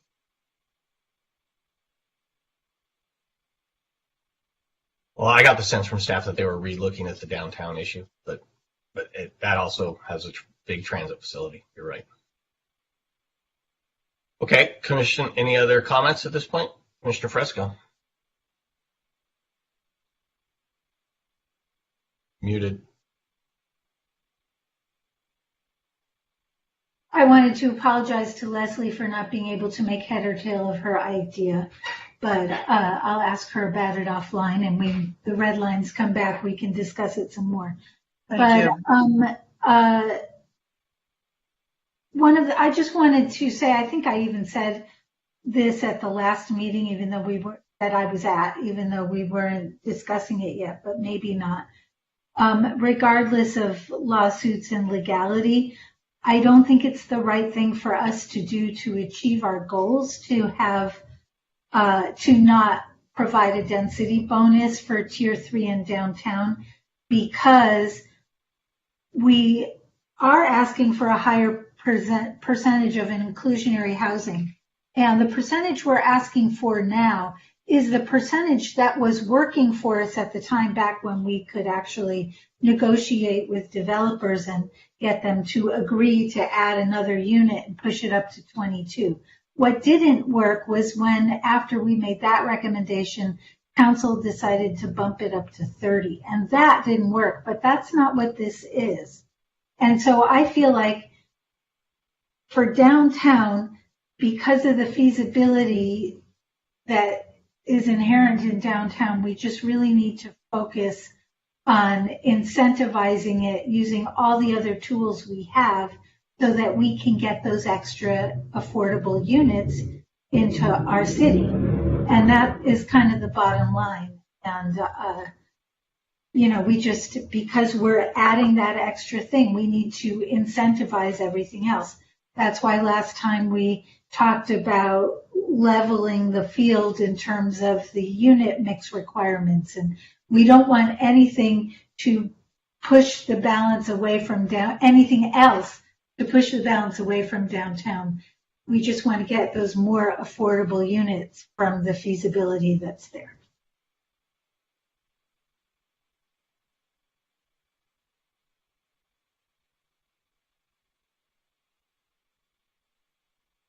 This meeting thing's killing us tonight. Sorry, Commissioner Sanders, go ahead. Thank you.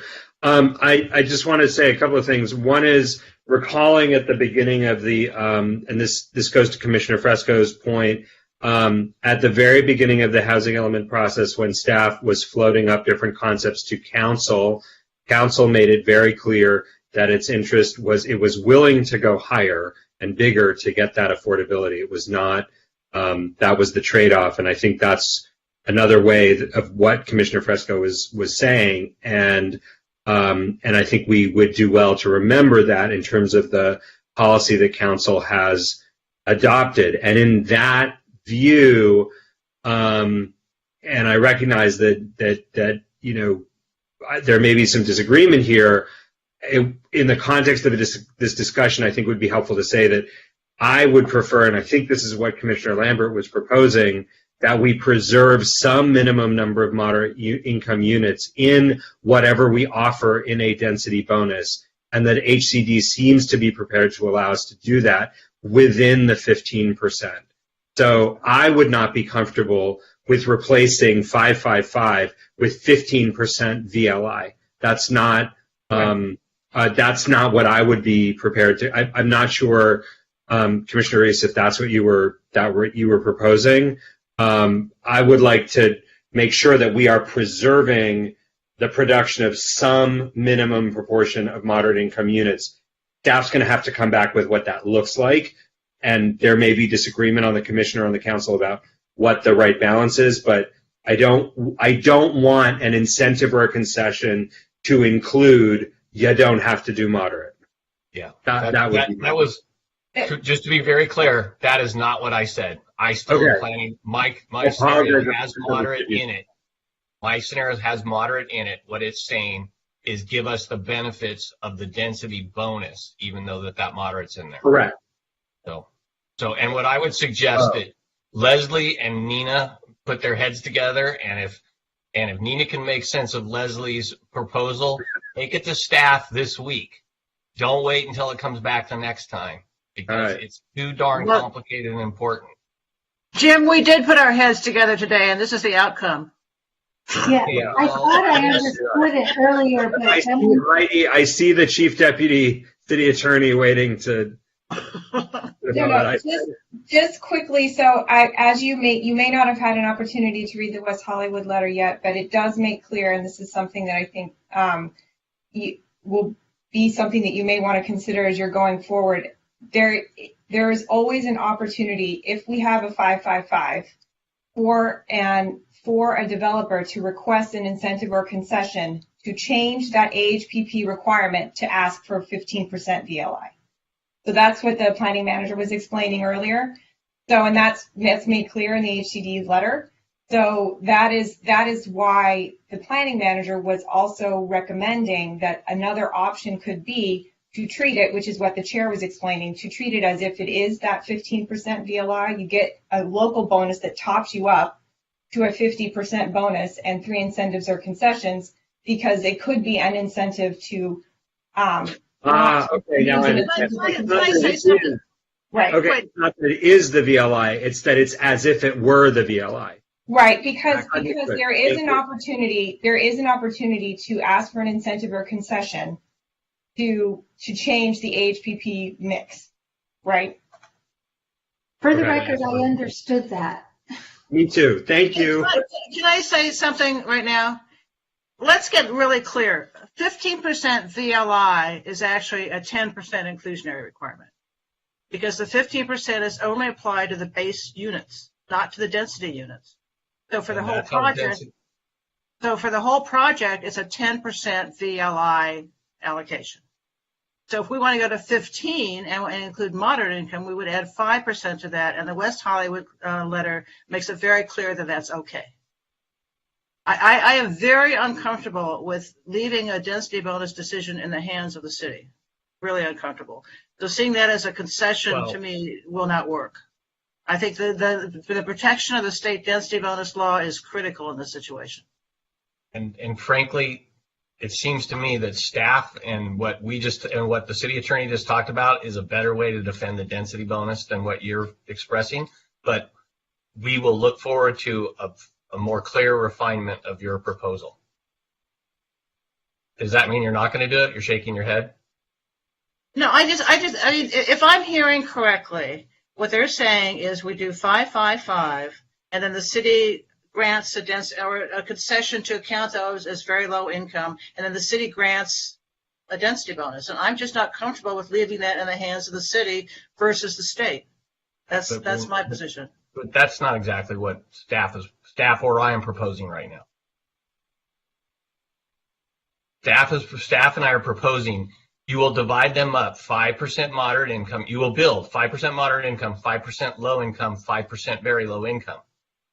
But you will get a density bonus as if you built 15% very low income. So you get to the 50% density bonus, and you can get 3 incentives. So now the developer's being made whole, and the city's getting moderate and low and very low income units. That's exactly what I said, Jim. I'm not comfortable with leaving that at the local level because there's no the city council could change their mind in 6 months. I think a developer needs the protection of the state density bonus law. Well, he can always sue to be consistent with the law.